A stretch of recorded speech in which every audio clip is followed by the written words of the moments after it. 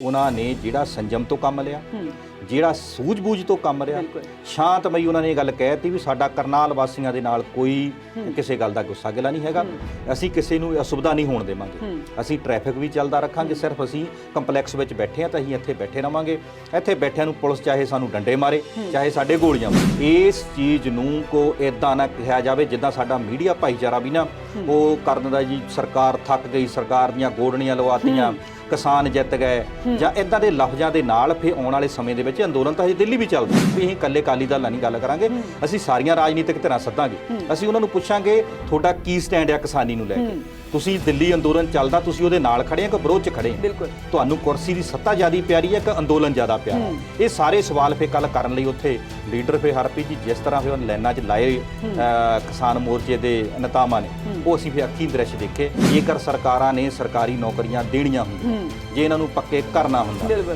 ਤਾਂ ਫਿਰ ਇਹ ਪ੍ਰਾਈਵੇਟ ਭਰਤੀ ਕਿਉਂ ਕਰਦੇ। ਦੂਸਰਾ ਪ੍ਰਾਈਵੇਟ ਇਜਾਰੇਦਾਰੀ ਇੰਨੀ ਵੱਧ ਗਈ ਟਰਾਂਸਪੋਰਟ ਲਾਈਨ ਦੇ ਵਿੱਚ ਤੇ ਬੜੇ ਵੱਡੀਆਂ ਆਪਾਂ ਦੇਖੀਆਂ ਲੀਡਰਾਂ ਦੀਆਂ ਗੱਲਾਂ ਵੀ ਸੁਣੀਆਂ ਵੀ ਜਿਹਦੇ ਕੋਲ 5 ਬੱਸਾਂ ਹੀ ਇਸ ਵੇਲੇ ਉਹਦੇ ਕੋਲ 50 ਹਾਈ ਕੋਰਟ ਦੇ ਵਿੱਚ ਜਾ ਕੇ ਅਰਜੀ ਲਾਤੀ ਤੇ ਜਿਹੜੀਆਂ ਕੋਰਟਾਂ ਕਹਿੰਦੀ ਜਾਂ 4 ਦਿਨ ਦੀ ਛੁੱਟੀ ਜਾਂ 3 ਦਿਨ ਦੀ ਛੁੱਟੀ ਆ, ਰਾਤ 12 ਵਜੇ ਤੱਕ ਉਹ ਕੋਰਟ ਬੈਠੀ ਰਹੀ, ਜਿੰਨਾ ਚਿਰ ਸਮੇਧ ਸਿੰਘ ਸੈਣੀ ਨੂੰ ਹਵਾਲਾਤ ਚੋਂ ਕੱਢਿਆ ਨਹੀਂ ਗਿਆ ਤੇ ਉਹਨਾਂ ਚਿਰ ਮਤਲਬ ਉਹ ਜਿਹੜੇ ਲੋਕ ਸੀਗੇ ਉਹ ਸੁੱਤੇ ਨਹੀਂ। ਜਿਹੜਾ ਆਲਮੀ ਭਾਈਚਾਰੇ ਦੇ ਵਾਂਟਡ ਆ ਜਿਹੜੇ ਵੱਖ-ਵੱਖ ਦੇਸ਼ਾਂ ਦੀਆਂ ਏਜੰਸੀਆਂ ਨੂੰ ਚਾਹੀਦੇ ਨੇ ਤੇ ਅੱਜ ਉੱਥੇ ਰਾਜ ਚਲਾ ਰਹੇ ਆ ਕਿ ਉਹ ਤੁਹਾਡੇ ਨਾਲ ਟੇਬਲ ਤੇ ਬੈਠ ਕੇ ਕੱਲ੍ਹ ਨੂੰ ਜਦੋਂ ਮੀਟਿੰਗਾਂ ਹੋਣੀਆਂ ਆ ਦੇਸ਼ਾਂ ਦੀਆਂ ਮੀਟਿੰਗਾਂ ਹੋਣੀਆਂ ਤੇ ਉਹ ਬੈਠ ਕੇ ਤੁਹਾਡੇ ਨਾਲ ਮੀਟਿੰਗਾਂ ਨਹੀਂ ਕਰਨਗੇ।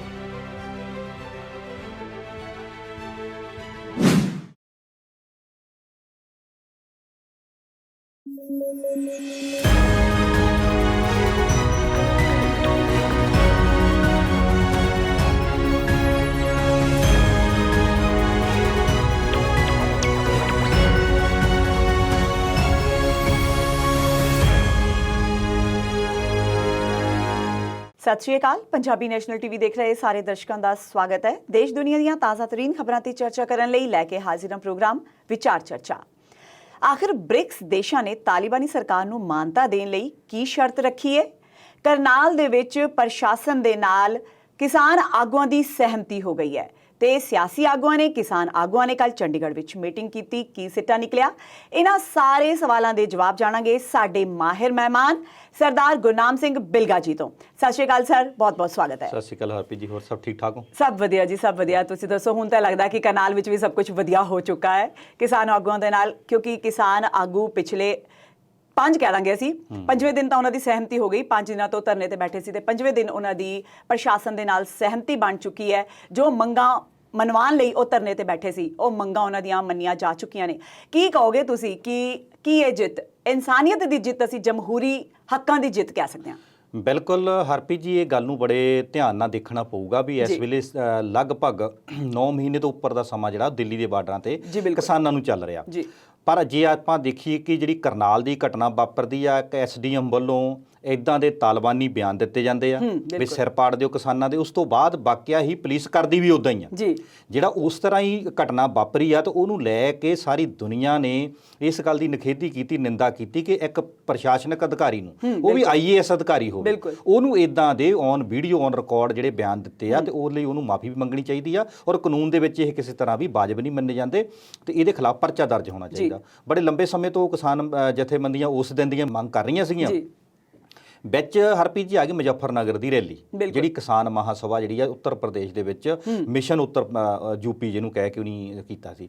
ਸਰਕਾਰ ਨੂੰ ਟਾਈਮ ਦੇ ਦਿੱਤਾ ਉਹਨੇ 6 ਸਤੰਬਰ ਤੱਕ ਦਾ, ਤੇ ਉਹਨਾਂ ਨੇ ਇਹ ਕਹਿਤਾ ਸੀ ਵੀ ਜੇ 6 ਸਤੰਬਰ ਤੱਕ ਕੋਈ ਸਰਕਾਰ ਨਹੀਂ ਫੈਸਲਾ ਲੈਂਦੀ ਤੇ 7 ਤਰੀਕ ਨੂੰ ਅਸੀਂ ਕਰਨਾਲ ਦੇ ਵਿੱਚ ਵੱਡੀ ਮਹਾਪੰਚਾਇਤ ਕਰਾਂਗੇ। ਤੇ ਉਸ ਤੋਂ ਪਹਿਲਾਂ ਜਿੱਦਣ 6 ਤਰੀਕ ਸ਼ਾਮ ਨੂੰ DC ਸਾਹਿਬ ਜਿਹੜੇ ਕਰਨਾਲ ਦੇ, ਉਹਨਾਂ ਦਾ ਤੇ ਨਾਲ SP ਸਾਹਿਬ ਬੈਠੇ ਸੀ।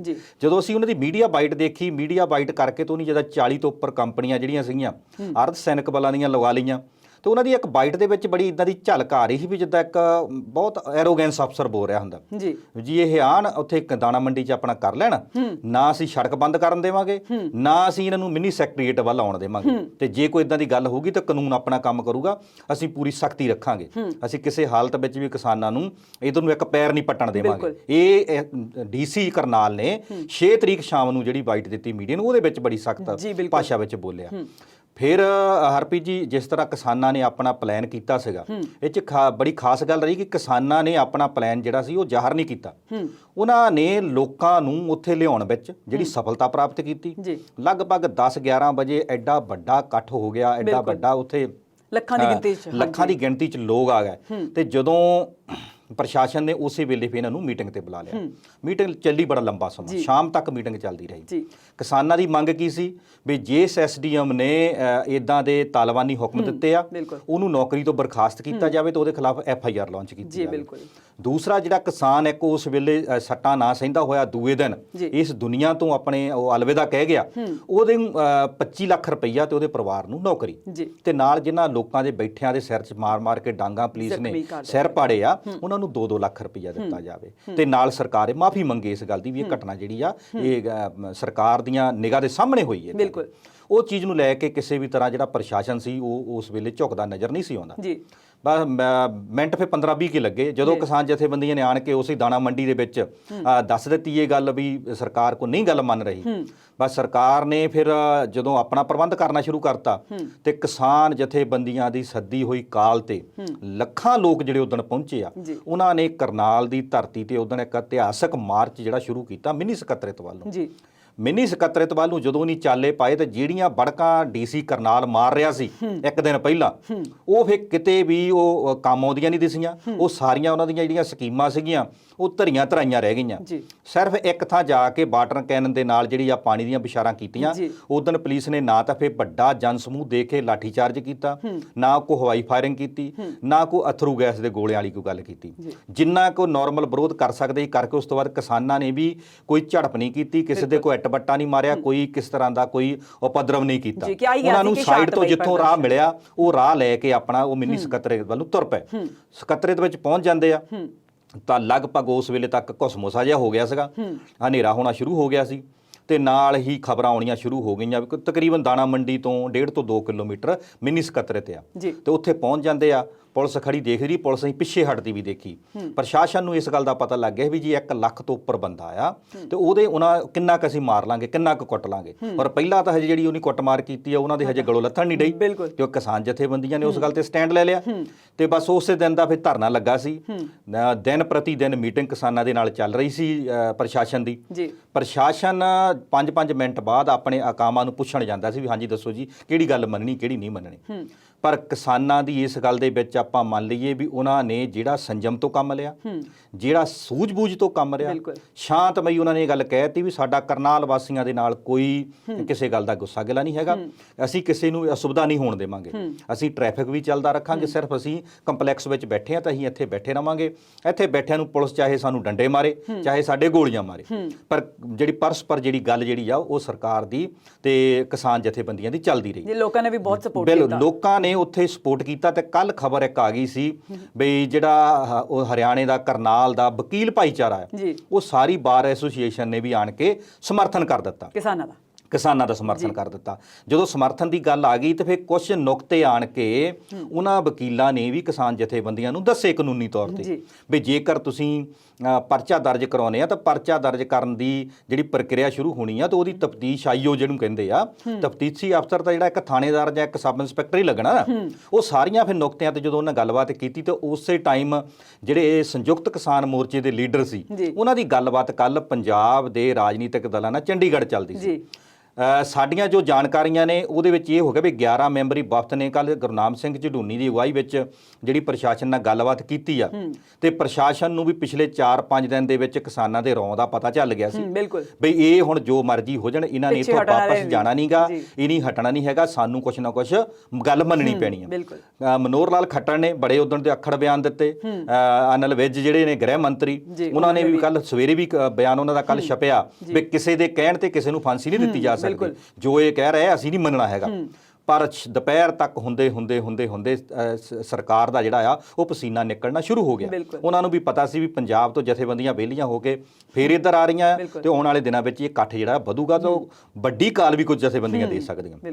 ਕੱਲ ਸ਼ਾਮ ਤੱਕ 11 ਮੈਂਬਰੀ ਵਫਦ ਦੇ ਨਾਲ ਜਿਹੜਾ ਲਗਭਗ ਜਿਹੜਾ ਮਸਲਾ ਸੀ, ਜਿੰਨੀਆਂ ਕਿਸਾਨਾਂ ਦੀਆਂ ਮੰਗਾਂ ਸੀਗੀਆਂ ਉਹ ਲਗਭਗ ਉਹਨਾਂ ਦੇ ਨਾਲ ਤੈਅ ਹੋ ਗਈਆਂ ਸੀ ਜੀ। ਬਿਲਕੁਲ ਜੀ, ਅੱਜ ਵੀ ਮਹਾ ਪੰਚਾਇਤ ਦਾ ਉਂਝ ਸੱਦਾ ਸੀਗਾ ਜੀ, ਪਹਿਲਾਂ ਹੀ ਪ੍ਰਸ਼ਾਸਨ ਬਿਲਕੁਲ ਉਹਨਾਂ ਨੇ ਇਹ ਗੱਲ ਕਹੀ ਸੀ ਵੀ ਜੇ ਕੱਲ ਸ਼ਾਮ ਤੱਕ ਨਹੀਂ ਗੱਲ ਵਿਗੜਦੀ, ਅੱਜ ਜਿਹੜਾ ਮਤਲਬ ਹੈਗਾ ਆ, ਅੱਜ ਮਹਾ ਪੰਚਾਇਤ ਵੱਡੀ ਤੋਂ ਰੂਪ ਤੇ ਸੱਦੀ ਹੋ ਸਕਦਾ ਅੱਜ ਬੰਦਾ ਲੱਖ ਤੋਂ ਵੀ ਟੱਪ ਜਾਂਦਾ ਜੀ। ਸ਼ਾਇਦ ਪ੍ਰਸ਼ਾਸਨ ਨੂੰ ਕਿਤੇ ਨਾ ਕਿਤੇ ਸਤਾ ਰਿਹਾ ਹੋਵੇ। ਬਿਲਕੁਲ ਉਹਨਾਂ ਨੂੰ ਭਿਣਕ ਸੀ ਇਸ ਗੱਲ ਦੀ ਵੀ ਕੱਲ ਨੂੰ ਸਾਡਾ ਜੇ ਕੋਈ ਨਹੀਂ ਨਿਬੜਦੀ ਤੇ ਜਥੇਬੰਦੀਆਂ ਕੱਲ ਨੂੰ ਕੋਈ ਵੱਡੀ ਕਾਲ ਦੇ ਸਕਦੀਆਂ, ਕੱਲ ਨੂੰ ਜੀਟੀ ਰੋਡ ਬਲੌਕ ਕਰ ਸਕਦੇ ਆ ਜਾਂ ਕੋਈ ਹੋਰ ਕੋਈ ਫੈਸਲਾ ਲੈ ਸਕਦੇ ਆ। ਪਰ ਸਰਕਾਰ ਨੇ ਜਿਸ ਤਰ੍ਹਾਂ ਦੀਆਂ ਇਹਨਾਂ ਦੀ ਮੰਗਾਂ ਮੋਟੀਆਂ ਸੀ, ਜਿਹੜੀਆਂ ਮੈਂ ਪਹਿਲਾਂ ਦੱਸ ਹਟਿਆ, ਨੌਕਰੀ ਦੇਣੀ, ਮੁਆਵਜ਼ਾ ਦੇਣਾ ਤੇ ਜਿਹੜੇ ਦੋਸ਼ੀ ਅਧਿਕਾਰੀ ਉਹਨਾਂ ਦੇ ਖਿਲਾਫ ਕਾਰਵਾਈ ਕਰਨੀ, ਉਹ ਗੱਲਾਂ ਕੱਲ ਉਹਨਾਂ ਨੇ ਮੰਨ ਲਈਆਂ ਸੀ। ਪਰ ਗੁਰਨਾਮ ਸਿੰਘ ਝਡੂਨੀ ਦੀ ਟੀਮ ਨੇ ਕੱਲ ਪੰਜਾਬ ਦੀਆਂ ਜਥੇਬੰਦੀਆਂ ਜਿਹੜੀਆਂ ਸੰਯੁਕਤ ਮੋਰਚੇ 'ਚ ਕੰਮ ਕਰਦੀਆਂ, ਉਹ ਚੰਡੀਗੜ੍ਹ ਸਥਿਤ ਹੋਣ ਕਾਰਨ ਉਹਨਾਂ ਨੇ ਕੱਲ ਬਿਆਨ ਹੀ ਇਹ ਦਿੱਤਾ ਵੀ ਸਾਡੀ ਜਿਹੜੀ ਗੱਲਬਾਤ ਹੈ ਉਹ ਬੜੀ ਸਕਾਰਾਤਮਕ ਰੂਪ ਦੇ ਵਿੱਚ ਹੋ ਗਈ ਆ, ਸਹਿਜ ਮਾਹੌਲ 'ਚ ਹੋਈ ਆ ਤੇ ਚੰਗੀ ਗੱਲਬਾਤ ਹੋਈ ਆ। ਪਰ ਉਹਨਾਂ ਨੇ ਕੱਲ ਗੱਲ ਨੂੰ ਡਿਸਕਲੋਜ਼ ਨਹੀਂ ਕੀਤਾ। ਉਹਨਾਂ ਨੇ ਇਹ ਕਿਹਾ ਸੀ ਵੀ ਸਾਨੂੰ ਇੱਕ ਬੜੀ ਵਧੀਆ ਪ੍ਰਪੋਜ਼ਲ ਦੇ ਦਿੱਤੀ ਆ, ਅਸੀਂ ਸੰਯੁਕਤ ਕਿਸਾਨ ਮੋਰਚੇ 'ਚ ਰੱਖਾਂਗੇ, ਜੇ ਉਹ ਮਨਜ਼ੂਰ ਕਰਦੇ ਆ ਇਹ ਗੱਲ ਜਿਹੜੀ ਤੈਅ ਹੋਈ ਆ ਸਾਡੀ, ਤੇ ਉਹਦਾ ਗੱਲ ਫਿਰ ਸਵੇਰ ਨੂੰ 9 ਵਜੇ ਮੀਟਿੰਗ ਹੋਊਗੀ। ਅੱਜ ਜਿਹੜੀ 9 ਵਜੇ ਸਵੇਰੇ ਮੀਟਿੰਗ ਸੀ ਉਹ ਸਿਰਫ ਇੱਕ ਫਾਰਮੈਲਿਟੀ ਸੀ, ਪਰ ਉਹ ਹਰਿਆਣੇ ਦੇ ਜਥੇਬੰਦੀਆਂ ਨੇ ਸੰਯੁਕਤ ਮੋਰਚੇ ਦੇ ਲੀਡਰਾਂ ਦੇ ਨਾਲ ਜਿਹੜਾ ਕਹਿ ਸਕਦੇ ਕਿ ਡਿਸਕਸ ਕਰਨੀ ਸੀ, ਉਹਨਾਂ ਦੇ ਨਾਲ ਵਿਚਾਰ ਵਟਾਂਦਰਾ ਕਰਨਾ ਸੀ ਵੀ ਆਹ ਫੈਸਲਾ ਹੋਣ ਨੂੰ ਆ ਰਿਹਾ, ਕਿਉਂਕਿ ਉਹਨਾਂ ਨੇ ਇੱਕ ਪੰਜਾਬ ਨੂੰ ਵੱਡੇ ਭਾਈ ਮੰਨਦੇ ਹੋਏ ਸ਼ੁਰੂਆਤੀ ਦੌਰ ਤੋਂ ਹੀ ਪੰਜਾਬ ਦੇ ਸਿਰ ਬਹੁਤ ਵੱਡਾ ਉਹਨਾਂ ਨੇ ਭਾਰ ਵੀ ਰੱਖਿਆ ਇਸ ਗੱਲ ਦਾ ਵੀ ਤੁਸੀਂ ਮੋਹਰੇ ਹੋਵੋ, ਅਸੀਂ ਤੁਹਾਡੇ ਨਾਲ ਖੜੇ, ਤੁਸੀਂ ਸਾਡੇ ਵੱਡੇ ਭਰਾ ਆ, ਅਸੀਂ ਤੁਹਾਡੇ ਛੋਟੇ ਭਰਾ ਆ। ਤੇ ਅੱਜ ਉਹਨਾਂ ਦਾ ਜਿਹੜੀ ਗੱਲਬਾਤ ਉਹ ਰਾਤੀ ਹੋਈ ਆ ਲੀਡਰਾਂ ਦੀ, ਤੇ ਉਹਨਾਂ ਨੂੰ ਵੀ ਲੱਗਾ ਵੀ ਚਲੋ, ਜਦੋਂ ਕਹਿੰਦੇ ਹੁੰਦੇ ਜਦੋਂ ਕਿਸੇ ਆਪਾਂ ਗੱਲ ਤੇ ਅੜ ਜਾਂਦੇ ਆ, ਥੋੜਾ ਪ੍ਰਸ਼ਾਸਨ ਜੇ ਨਵਿਆਂ ਆ ਤੇ ਹੁਣ ਥੋੜਾ ਤੁਸੀਂ ਕਰਕੇ ਤੇ ਇਹਨੂੰ ਕਿਸੇ ਨਾ ਕਿਸੇ ਤਰ੍ਹਾਂ ਆਪਾਂ ਕਰ ਲਈਏ, ਨਿਬੇੜ ਲਈਏ। ਪਰ ਹਰਪ੍ਰੀਤ ਜੀ ਗੱਲ 'ਚ ਵੱਡੀ ਦੇਖਣੀ ਪਊਗੀ, ਇਸ ਚੀਜ਼ ਨੂੰ ਕੋ ਇਦਾਂ ਨਾ ਕਿਹਾ ਜਾਵੇ ਜਿੱਦਾਂ ਸਾਡਾ ਮੀਡੀਆ ਭਾਈਚਾਰਾ ਵੀ ਨਾ ਉਹ ਕਰ ਦਿੰਦਾ ਜੀ, ਸਰਕਾਰ ਥੱਕ ਗਈ, ਸਰਕਾਰ ਦੀਆਂ ਗੋਡਣੀਆਂ ਲਵਾਤੀਆਂ, ਕਿਸਾਨ ਜਿੱਤ ਗਏ, ਜਾਂ ਇਦਾਂ ਦੇ ਲਫ਼ਜ਼ਾਂ ਦੇ ਨਾਲ ਫਿਰ ਆਉਣ ਵਾਲੇ ਸਮੇਂ ਦੇ ਵਿੱਚ ਅੰਦੋਲਨ ਤਾਂ ਹਜੇ ਦਿੱਲੀ ਵੀ ਚੱਲਦਾ, ਉਹ ਫਿਰ ਜਦੋਂ ਫਿਰ ਇਦਾਂ ਦੀਆਂ ਚੀਜ਼ਾਂ ਹਾਈਪ ਹੋ ਜਾਂਦੀਆਂ, ਲੋ ਸਰਕਾਰ ਦੀਆਂ ਗੋਡਣੀਆਂ ਲਵਾਤੀਆਂ, ਸਰਕਾਰ ਨੂੰ ਨੀਵਾਂ ਹੋਣਾ ਪੈ ਗਿਆ, ਇਹ ਚੀਜ਼ਾਂ ਫਿਰ ਦੂਸਰੇ ਪਾਸੇ ਨੂੰ ਅੰਦੋਲਨ ਦਾ ਅਸਰ ਪਾਉਣਾ ਸ਼ੁਰੂ ਕਰਦੇ ਆ ਵੀ ਸਰਕਾਰ ਫਿਰ ਇਹ ਸੋਚਦੀ ਵੀ ਸਾਡਾ ਕਿਤੇ ਜਿਹੜਾ ਢੌਣ ਚੱਕੀ ਸੀ ਲੋ ਹੋ ਰਹੇ ਆ, ਤੇ ਵਿਨ ਵਿਨ ਸਿਚੁਏਸ਼ਨ ਦੇ ਵਿੱਚ ਜਦੋਂ ਗੱਲ ਨਿਬੜਦੀ ਆ ਫਿਰ ਦੋਨੇ ਧਿਰਾਂ ਥੋੜਾ ਜਿਹਾ ਇਸ ਚੀਜ਼ ਨੂੰ ਪੋਜ਼ਿਟਿਵ ਲੈਂਦੀਆਂ। ਜਦੋਂ ਇੱਕ ਲੂਜ਼ ਹੁੰਦਾ, ਇੱਕ ਵਿਨ ਹੁੰਦਾ ਆ, ਤੇ ਉਸ ਚੀਜ਼ ਹੋਰ ਤਰ੍ਹਾਂ ਦੀ ਕੋਈ ਗੱਲਬਾਤ ਹੁੰਦੀ ਹੈ। ਇਸ ਨੂੰ ਗੱਲ ਨੂੰ ਦੇਖਦੇ ਹੋਏ ਅੱਜ ਜਿਹੜਾ ਸੀ ਉਹ ਫੈਸਲਾ ਕੱਲ ਦਾ ਹੋਇਆ ਸੀਗਾ, ਅੱਜ ਉਹਨਾਂ ਨੇ ਤੈਅ ਕਰ ਦਿੱਤਾ ਤੇ ਜਿਹਦੇ ਵਿੱਚ ਮੁੱਖ ਮੰਗ ਉਹਨਾਂ ਦੀ ਮੰਨ ਲਈ ਗਈ ਆ, DC ਰੇਟ ਤੇ ਜਿਹੜੇ ਮ੍ਰਿਤਕ ਪਰਿਵਾਰ ਦੇ 2 ਮੈਂਬਰਾਂ ਨੂੰ ਨੌਕਰੀ, ਤੇ ਜਿਹੜਾ ਮੁਆਵਜ਼ਾ ਮੰਗਿਆ ਸੀ ਉਹ ਮੁਆਵਜ਼ਾ ਵੀ ਫੱਟੜਾਂ ਨੂੰ ਵੀ ਤੇ ਜਿਹੜਾ ਮ੍ਰਿਤਕ ਪਰਿਵਾਰ ਨੂੰ ਵੀ ਮਿਲ ਗਿਆ। ਤੇ ਨਾਲ ਉਹਨਾਂ ਨੇ ਇਹ ਗੱਲ ਕਹਿਤੀ ਆ ਵੀ ਜਿਹੜੇ ਅਸੀਂ FIR ਲਾਂਚ ਕਰਨੀ ਆ ਉਹਦੇ ਨਾਲ ਕੀ ਹੋਊਗਾ, ਆਉਣ ਵਾਲੇ ਸਮੇਂ ਦੇ ਵਿੱਚ ਪੁਲਿਸ ਅਫਸਰ ਦੀ ਹੀ ਮਦਦ ਕਰੂਗੀ ਵੀ ਉਹਦੇ ਲਈ ਇੱਕ ਜੁਡੀਸ਼ਰੀ ਇਨਕੁਆਰੀ ਲਈ ਤੇ ਜੱਜ ਇੱਕ ਵਿਦਨ ਵਨ ਮੰਥ ਇਨਕੁਆਰੀ ਕਰਕੇ ਤੇ ਉਹ ਜਿਹੜੀ ਵੀ ਉਹਦੀ ਰਿਪੋਰਟ ਆਊਗੀ ਉਹਦੇ ਮੁਤਾਬਕ SDM ਦੇ ਖਿਲਾਫ ਕਾਰਵਾਈ ਹੋਊਗੀ। ਦਵਿੰਦਰ ਸਿੰਘ ਜਿਹੜੇ ਹੈਗੇ ਦਵਿੰਦਰ, ਉਹ ਉੱਥੋਂ ਬੜੇ chief secretary, additional chief secretary ਆਏ ਆ, ਉਹਨਾਂ ਦੇ ਆਉਣ ਦੇ ਨਾਲ ਇਹ ਸਾਰਾ ਮਸਲਾ ਹੱਲ ਹੋਇਆ। ਤੇ ਕਿਤੇ ਨਾ ਕਿਤੇ ਜਿਹੜੀ ਖੱਟੜ ਸਰਕਾਰ ਨੇ ਇਸ ਕਿਸਾਨਾਂ ਦੀ ਮੰਗ ਮੰਨੀ ਆ, ਇਸ ਮਸਲੇ ਨੂੰ ਹੱਲ ਕਰਨ ਦੇ ਵਿੱਚ ਸਰਕਾਰ ਨੇ ਵੀ ਕੱਲ ਜਿਹੜੀ ਜ਼ਿੰਮੇਵਾਰੀ ਨਿਭਾਈ ਆ, ਇਸ ਗੱਲ ਦੀ ਸਰਕਾਰ ਨੂੰ ਵੀ ਕਹਿ ਸਕਦੇ ਆ ਵੀ ਉਹਨੇ ਇੱਕ ਚੰਗਾ ਪੋਜ਼ਿਟਿਵ ਰੋਲ ਅਦਾ ਕੀਤਾ। ਨਹੀਂ ਤਾਂ ਕਿਸਾਨਾਂ ਨੇ ਵੀ ਜੇ ਇਸ ਗੱਲ ਨੂੰ ਥੋੜਾ ਵਾਲਾ ਤਾਂ ਠਾਂ ਕਰਕੇ ਮੰਨ ਲਿਆ, ਇਹ ਸੰਯੁਕਤ ਮੋਰਚੇ ਲਈ ਦਿੱਲੀ ਅੰਦੋਲਨ ਲਈ ਕੱਲ ਦਾ ਜਿਹੜਾ ਫੈਸਲਾ ਸੀਗਾ ਤੇ ਅੱਜ ਜਿਹੜਾ ਇੰਪਲੀਮੈਂਟ ਹੋ ਗਿਆ ਕਰਨਾਲ ਘਟਨਾ ਦਾ, ਉਹਦੇ ਵਿੱਚ ਇਹ ਮੰਨ ਸਕਦੇ ਅੱਜ ਜਮਹੂਰੀਅਤ ਦੀ ਜਿੱਤ ਹੋਈ ਆ, ਅੱਜ ਉਹਨਾਂ ਕਿਸਾਨਾਂ ਦੀ ਜਿਹੜੇ 9 ਮਹੀਨੇ ਤੋਂ ਬੈਠੇ ਜਿੱਤ ਹੋਈ ਆ, ਇੱਕ ਸੋਚ ਦੀ ਜਿੱਤ ਹੋਈ ਆ, ਲੋਕਤੰਤਰ ਦੀ ਜਿੱਤ ਹੋਈ ਆ। ਇਹਨੂੰ ਆਪਾਂ ਕਿਸੇ ਨੂੰ ਇਹ ਨਾ ਕਹੀਏ ਵੀ ਕੌਣ ਹਾਰ ਗਿਆ ਕੌਣ ਜਿੱਤ ਗਿਆ, ਲੋਕਤੰਤਰ ਜਿੱਤਿਆ। ਜੀ ਬਿਲਕੁਲ ਜੀ, ਮੈਨੂੰ ਲੱਗਦਾ ਹੈ ਕਿ ਕਿਸਾਨ ਨੇ ਜਿਹੜੇ ਸਾਡੇ ਉਹ ਧਰਨਿਆਂ ਵਾਸਤੇ ਤੇ ਮੀਟਿੰਗਾਂ ਦੇ ਲਈ ਹੀ ਉਹਨਾਂ ਦਾ ਦੌਰ ਚੱਲ ਰਿਹਾ ਤੇ ਹੁਣ ਬੀਤੇ ਕੱਲ ਚੰਡੀਗੜ੍ਹ ਦੇ ਵਿੱਚ ਸਿਆਸੀ ਧਿਰਾਂ ਦੇ ਨਾਲ ਵੀ ਕਿਸਾਨਾਂ ਦੀ ਮੀਟਿੰਗ ਹੋਈ ਹੈ। ਪਰ ਕੀ ਮੀਟਿੰਗ ਹੋਈ ਹੈ ਜਾਣਾਂਗੇ ਬ੍ਰੇਕ ਤੋਂ ਬਾਅਦ।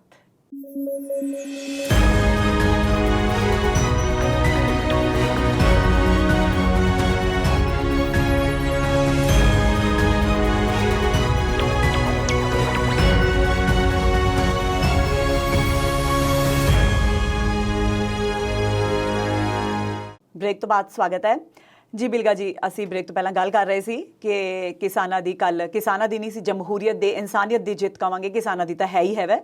ਤੇ ਜੇ ਅਸੀਂ ਗੱਲ ਕਰੀਏ ਕਿ ਕੱਲ ਸਿਆਸੀ ਆਗੂਆਂ ਦੀ ਰਾਜਨੀਤਿਕ ਪਾਰਟੀਆਂ ਨਾਲ ਮੀਟਿੰਗ ਹੋਈ ਤੇ ਲਾਈਨਾਂ ਬਣਾ ਕੇ ਜਿਹੜੇ ਰਾਜਸੀ ਆਗੂ ਸੀ ਉਹ ਵੇਟ ਕਰ ਰਹੇ ਸੀ ਕਿ ਕਦੋਂ ਕਿਸਾਨ ਆਗੂ ਉਹਨਾਂ ਨੂੰ ਬੁਲਾਉਣ ਤੇ ਉਹਨਾਂ ਨਾਲ ਗੱਲ ਕਰਨ, ਜੋ ਕਿ ਇਤਿਹਾਸ ਵਿੱਚ ਮੈਨੂੰ ਲੱਗਦਾ ਪਹਿਲੀ ਵਾਰ ਹੋਇਆ। ਕੀ ਕਹਿਣਾ ਚਾਹੋਗੇ? ਬਿਲਕੁਲ ਹਰਪ੍ਰੀਤ ਜੀ, ਗੱਲ ਇਸ ਤਰ੍ਹਾਂ ਵੀ ਕੱਲ ਦੇ ਦ੍ਰਿਸ਼ ਤਕਰੀਬਨ ਅਸੀਂ 9 ਵਜੇ ਉੱਥੇ ਕਮਿਊਨਿਟੀ ਹਾਲ 'ਚ ਪਹੁੰਚ ਗਏ ਸੀਗੇ ਜੀ। ਜੋ ਅੱਖੀਂ ਦ੍ਰਿਸ਼ ਦੇਖਿਆ ਤਾਂ ਸਭ ਤੋਂ ਪਹਿਲਾਂ ਸ਼੍ਰੋਮਣੀ ਅਕਾਲੀ ਦਲ ਦੇ ਲੀਡਰ ਆਉਂਦੇ ਆ ਜੀ। ਨਾ ਪਰਮਿੰਦਰ ਸਿੰਘ ਢੀਂਡਸਾ, ਸਰਦਾਰ ਸੁਖਦੇਵ ਸਿੰਘ ਢੀਂਡਸਾ ਤੇ ਰਣਜੀਤ ਸਿੰਘ ਬ੍ਰਹਮਪੁਰਾ, ਇਹ ਵੀ ਪਹੁੰਚਦੇ ਨੇ ਉੱਥੇ। ਤੇ ਜਿਸ ਤਰ੍ਹਾਂ ਰਾਜਨੀਤਿਕ ਲੀਡਰ ਆਉਣੇ ਸ਼ੁਰੂ ਹੁੰਦੇ ਆ ਤੇ ਉਸ ਤੋਂ ਪਹਿਲਾਂ ਜਿਹੜੇ ਦ੍ਰਿਸ਼ ਅਸੀਂ ਦੇਖੇ ਆ ਉੱਥੇ ਦੇ, ਉਹਦੇ ਵਿੱਚ ਹਰਪ੍ਰੀਤ ਕਿਸਾਨ ਜਥੇਬੰਦੀਆਂ ਤਕਰੀਬਨ 9 ਤੋਂ 9:30 ਵਜੇ ਆਪਣੇ ਟੇਬਲਾਂ ਦੇ ਉੱਤੇ ਐਨ ਆਪਣਾ ਪੈਨ ਲੈ ਕੇ, ਆਪਣਾ ਪੇਜ ਲੈ ਕੇ, ਸਾਰਾ ਆਪਣਾ ਸਿਸਟਮ ਤਿਆਰ ਕਰਕੇ ਜੋ ਨਹੀਂ ਸਵਾਲ ਰਾਜਨੀਤਿਕ ਦਲਾਂ ਮੂਹਰੇ ਰੱਖਣੇ ਸੀ ਉਹ ਲੈ ਕੇ ਤਿਆਰ ਖੜੇ ਨੇ। ਤਿਆਰ ਕਿਉਂ ਹੋਏ? ਤਿਆਰ ਇਸ ਕਰਕੇ ਹੋਏ ਕਿ 100 ਦਿਨ 100 ਹਲਕਾ ਦੀ ਯਾਤਰਾ ਸੁਖਬੀਰ ਸਿੰਘ ਬਾਦਲ ਨੇ ਸ਼੍ਰੋਮਣੀ ਅਕਾਲੀ ਦਲ ਦੇ ਪ੍ਰਧਾਨ ਨੇ ਸ਼ੁਰੂ ਕੀਤੀ ਤੇ ਪੰਜਾਬ ਦੇ ਵਿੱਚ ਜਿਹੜੇ ਹਲਕੇ 'ਚ ਗਏ, ਜਿਹੜੇ ਇਲਾਕੇ 'ਚ ਗਏ, ਉਹਨਾਂ ਦਾ ਵਿਰੋਧ ਹੋਇਆ। ਔਰ ਵਿਰੋਧ ਜਿੱਥੇ ਤੱਕ ਤਾਂ ਸਵਾਲ ਪੁੱਛਣ ਦਾ ਸੀ ਤਾਂ ਉੱਥੇ ਤੱਕ ਤਾਂ ਵਾਜਬ ਰਿਹਾ। ਕਿਤੇ ਸਵਾਲਾਂ ਦੇ ਜਵਾਬ ਦਿੱਤੇ, ਕਿਤੇ ਨਹੀਂ ਵੀ ਦਿੱਤੇ, ਕਿਤੇ ਦੂਜੇ ਪਾਸੇ ਦੀ ਹੋ ਕੇ ਵੀ ਨਿਕਲਦੇ ਰਹੇ।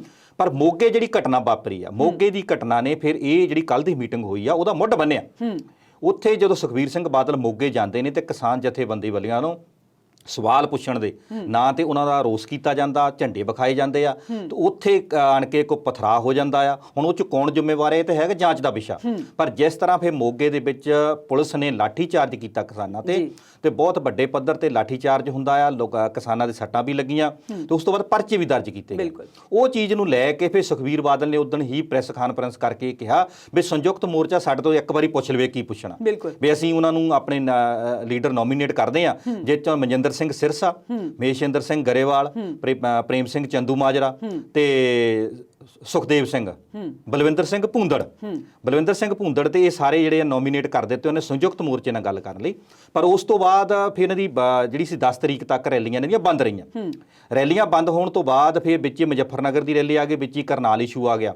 ਪਰ ਸੰਯੁਕਤ ਮੋਰਚੇ ਦੇ ਵਿੱਚ 32 ਜਥੇਬੰਦੀਆਂ ਜਿਹੜੀਆਂ ਪੰਜਾਬ ਦੀਆਂ ਕੰਮ ਕਰਦੀਆਂ, ਉਹਨਾਂ ਨੇ ਫਿਰ ਕਿਹਾ ਵੀ ਇਹ ਵਾਕਿਆ ਜਿਹੜਾ ਮੰਦਭਾਗੀ ਘਟਨਾ ਮੋਗੇ ਵਾਲੀ, ਵੀ ਇਹਦੇ ਵਿੱਚ ਕੀ ਹੁੰਦਾ ਆ ਵੀ ਇੱਕ ਪਾਰਟੀ ਦਾ ਕੋਈ ਵਿਰੋਧ ਕਰਦਾ ਤਾਂ ਹੋ ਸਕਦਾ ਦੂਜੀ ਪਾਰਟੀ ਵਾਲਾ ਵਿੱਚ ਆਣ ਕੇ ਬੰਦਾ ਕਿਸਾਨੀ ਝੰਡਾ ਲੈ ਕੇ ਕੋਈ ਕਿਸਾਨੀ ਨੂੰ ਅੰਦੋਲਨ ਨੂੰ ਬਦਨਾਮ ਕਰਦਾ। ਉਹ ਚੀਜ਼ ਨੂੰ ਲੈ ਕੇ ਫਿਰ ਉਹਨਾਂ ਨੇ ਕਿਹਾ ਵੀ ਅਸੀਂ ਇਕੱਲੇ ਅਕਾਲੀ ਦਲ ਨਾਲ ਨਹੀਂ ਗੱਲ ਕਰਾਂਗੇ, ਅਸੀਂ ਸਾਰੀਆਂ ਰਾਜਨੀਤਿਕ ਧਿਰਾਂ ਸੱਦਾਂਗੇ, ਅਸੀਂ ਉਹਨਾਂ ਨੂੰ ਪੁੱਛਾਂਗੇ ਤੁਹਾਡਾ ਕੀ ਸਟੈਂਡ ਆ ਕਿਸਾਨੀ ਨੂੰ ਲੈ ਕੇ, ਤੁਸੀਂ ਦਿੱਲੀ ਅੰਦੋਲਨ ਚੱਲਦਾ ਤੁਸੀਂ ਉਹਦੇ ਨਾਲ ਖੜੇ ਆ ਕਿ ਵਿਰੋਧ 'ਚ ਖੜੇ ਆ, ਤੁਹਾਨੂੰ ਕੁਰਸੀ ਦੀ ਸੱਤਾ ਜ਼ਿਆਦਾ ਪਿਆਰੀ ਹੈ ਕਿ ਅੰਦੋਲਨ ਜ਼ਿਆਦਾ ਪਿਆਰਾ? ਇਹ ਸਾਰੇ ਸਵਾਲ ਫਿਰ ਕੱਲ ਕਰਨ ਲਈ ਉੱਥੇ ਲੀਡਰ ਫਿਰ ਹਰਪ੍ਰੀਤ ਜੀ ਜਿਸ ਤਰ੍ਹਾਂ ਫਿਰ ਲਾਈਨਾਂ 'ਚ ਲਾਏ ਕਿਸਾਨ ਮੋਰਚੇ ਦੇ ਨੇਤਾਵਾਂ ਨੇ, ਉਹ ਅਸੀਂ ਫਿਰ ਅੱਖੀਂ ਦ੍ਰਿਸ਼ ਦੇਖੇ। ਜਿਹੜੇ ਆਪਣੇ ਆਪ ਨੂੰ ਕਹਿੰਦੇ ਸੀ ਵੀ ਅਸੀਂ ਖੱਬੀ ਖਾਂ ਆ ਤੇ ਅਸੀਂ ਤਾਂ ਟਾਈਮ ਲੈ ਕੇ ਵੀ 3-3 ਘੰਟੇ ਲੇਟ ਪਹੁੰਚਦੇ ਹੁੰਦੇ ਆ ਤਾਂ ਲੀਡਰ ਹੀ ਸਾਨੂੰ ਕੋਈ ਤਾਂ ਕਹਿੰਦਾ ਆ। ਤੇ ਕੱਲ ਅਸੀਂ ਉੱਥੇ ਆਪਣੀਆਂ ਬਾਰੀਆਂ ਦਾ ਇੰਤਜ਼ਾਰ ਕਰਦੇ, ਅਸੀਂ ਫਿਰ ਅੱਖੀਂ ਦੇਖੇ। ਸਭ ਤੋਂ ਪਹਿਲਾਂ ਜਦੋਂ ਅਕਾਲੀ ਦਲ ਦੀ ਬਾਰੀ ਆਉਂਦੀ, ਪਰ ਅਕਾਲੀ ਦਲ ਦਾ ਜਿਹੜਾ ਨੁਮਾਇੰਦੇ ਆਏ ਉੱਥੇ, ਉਹਨਾਂ ਦੇ ਜਦੋਂ ਜਾ ਕੇ ਅੰਦਰ ਗੱਲਬਾਤ ਹੁੰਦੀ ਆ ਤੇ ਉਹਨਾਂ ਨੇ ਵੀ ਜਥੇਬੰਦੀਆਂ ਨਾਲ ਇਹ ਰੱਖੀ ਗੱਲ ਵੀ ਅਸੀਂ ਤਾਂ ਜੀ ਪਹਿਲਾਂ ਕਿਸਾਨੀ ਨੂੰ ਸਮਰਪਿਤ ਪਾਰਟੀ ਆ, ਅਸੀਂ ਅੰਦੋਲਨ ਲਈ ਆਹ ਕੀਤਾ, ਬੀਬਾ ਹਰਸਿਮਰਤ ਕੌਰ ਨੇ ਅਸਤੀਫਾ ਦਿੱਤਾ। ਭਾਵੇਂ ਕਿ ਉੱਥੇ ਜਥੇਬੰਦੀਆਂ ਨੇ ਕੱਲ ਉਹਨਾਂ ਨੂੰ ਸਿਰਫ ਸੁਣਿਆ, ਉਹਨਾਂ ਨਾਲ ਕੋਈ ਜ਼ਿਆਦਾ ਕੰਟਰਡਿਕਸ਼ਨ ਨਹੀਂ ਕੀਤੀ।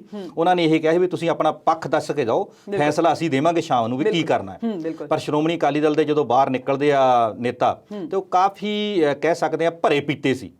ਉਹਨਾਂ ਨੇ ਆਣ ਕੇ ਬਾਹਰ ਬਿਆਨ ਦਿੱਤਾ ਹੈ ਵੀ ਜ਼ਰੂਰੀ ਨਹੀਂ ਹੈਗਾ ਸੰਯੁਕਤ ਮੋਰਚਾ ਜਿਹੜਾ ਫੈਸਲਾ ਲਊਗਾ ਅਸੀਂ ਉਹਨੂੰ ਮੰਨਾਂਗੇ, ਸਾਡੇ ਪ੍ਰਧਾਨ ਸੁਖਬੀਰ ਸਿੰਘ ਬਾਦਲ ਫੈਸਲਾ ਕਰਨਗੇ ਵੀ ਅਸੀਂ ਕੀ ਕਰਨਾ ਹੈ। ਇਹ 'ਚ ਮਹੇਸ਼ਿੰਦਰ ਗਰੇਵਾਲ ਦਾ ਵੀ ਇਹ ਬਿਆਨ ਸੀ, ਪ੍ਰੋਫੈਸਰ ਪ੍ਰੇਮ ਸਿੰਘ ਚੰਦੂਮਾਜਰਾ ਦਾ ਵੀ ਇਹ ਬਿਆਨ ਸੀਗਾ।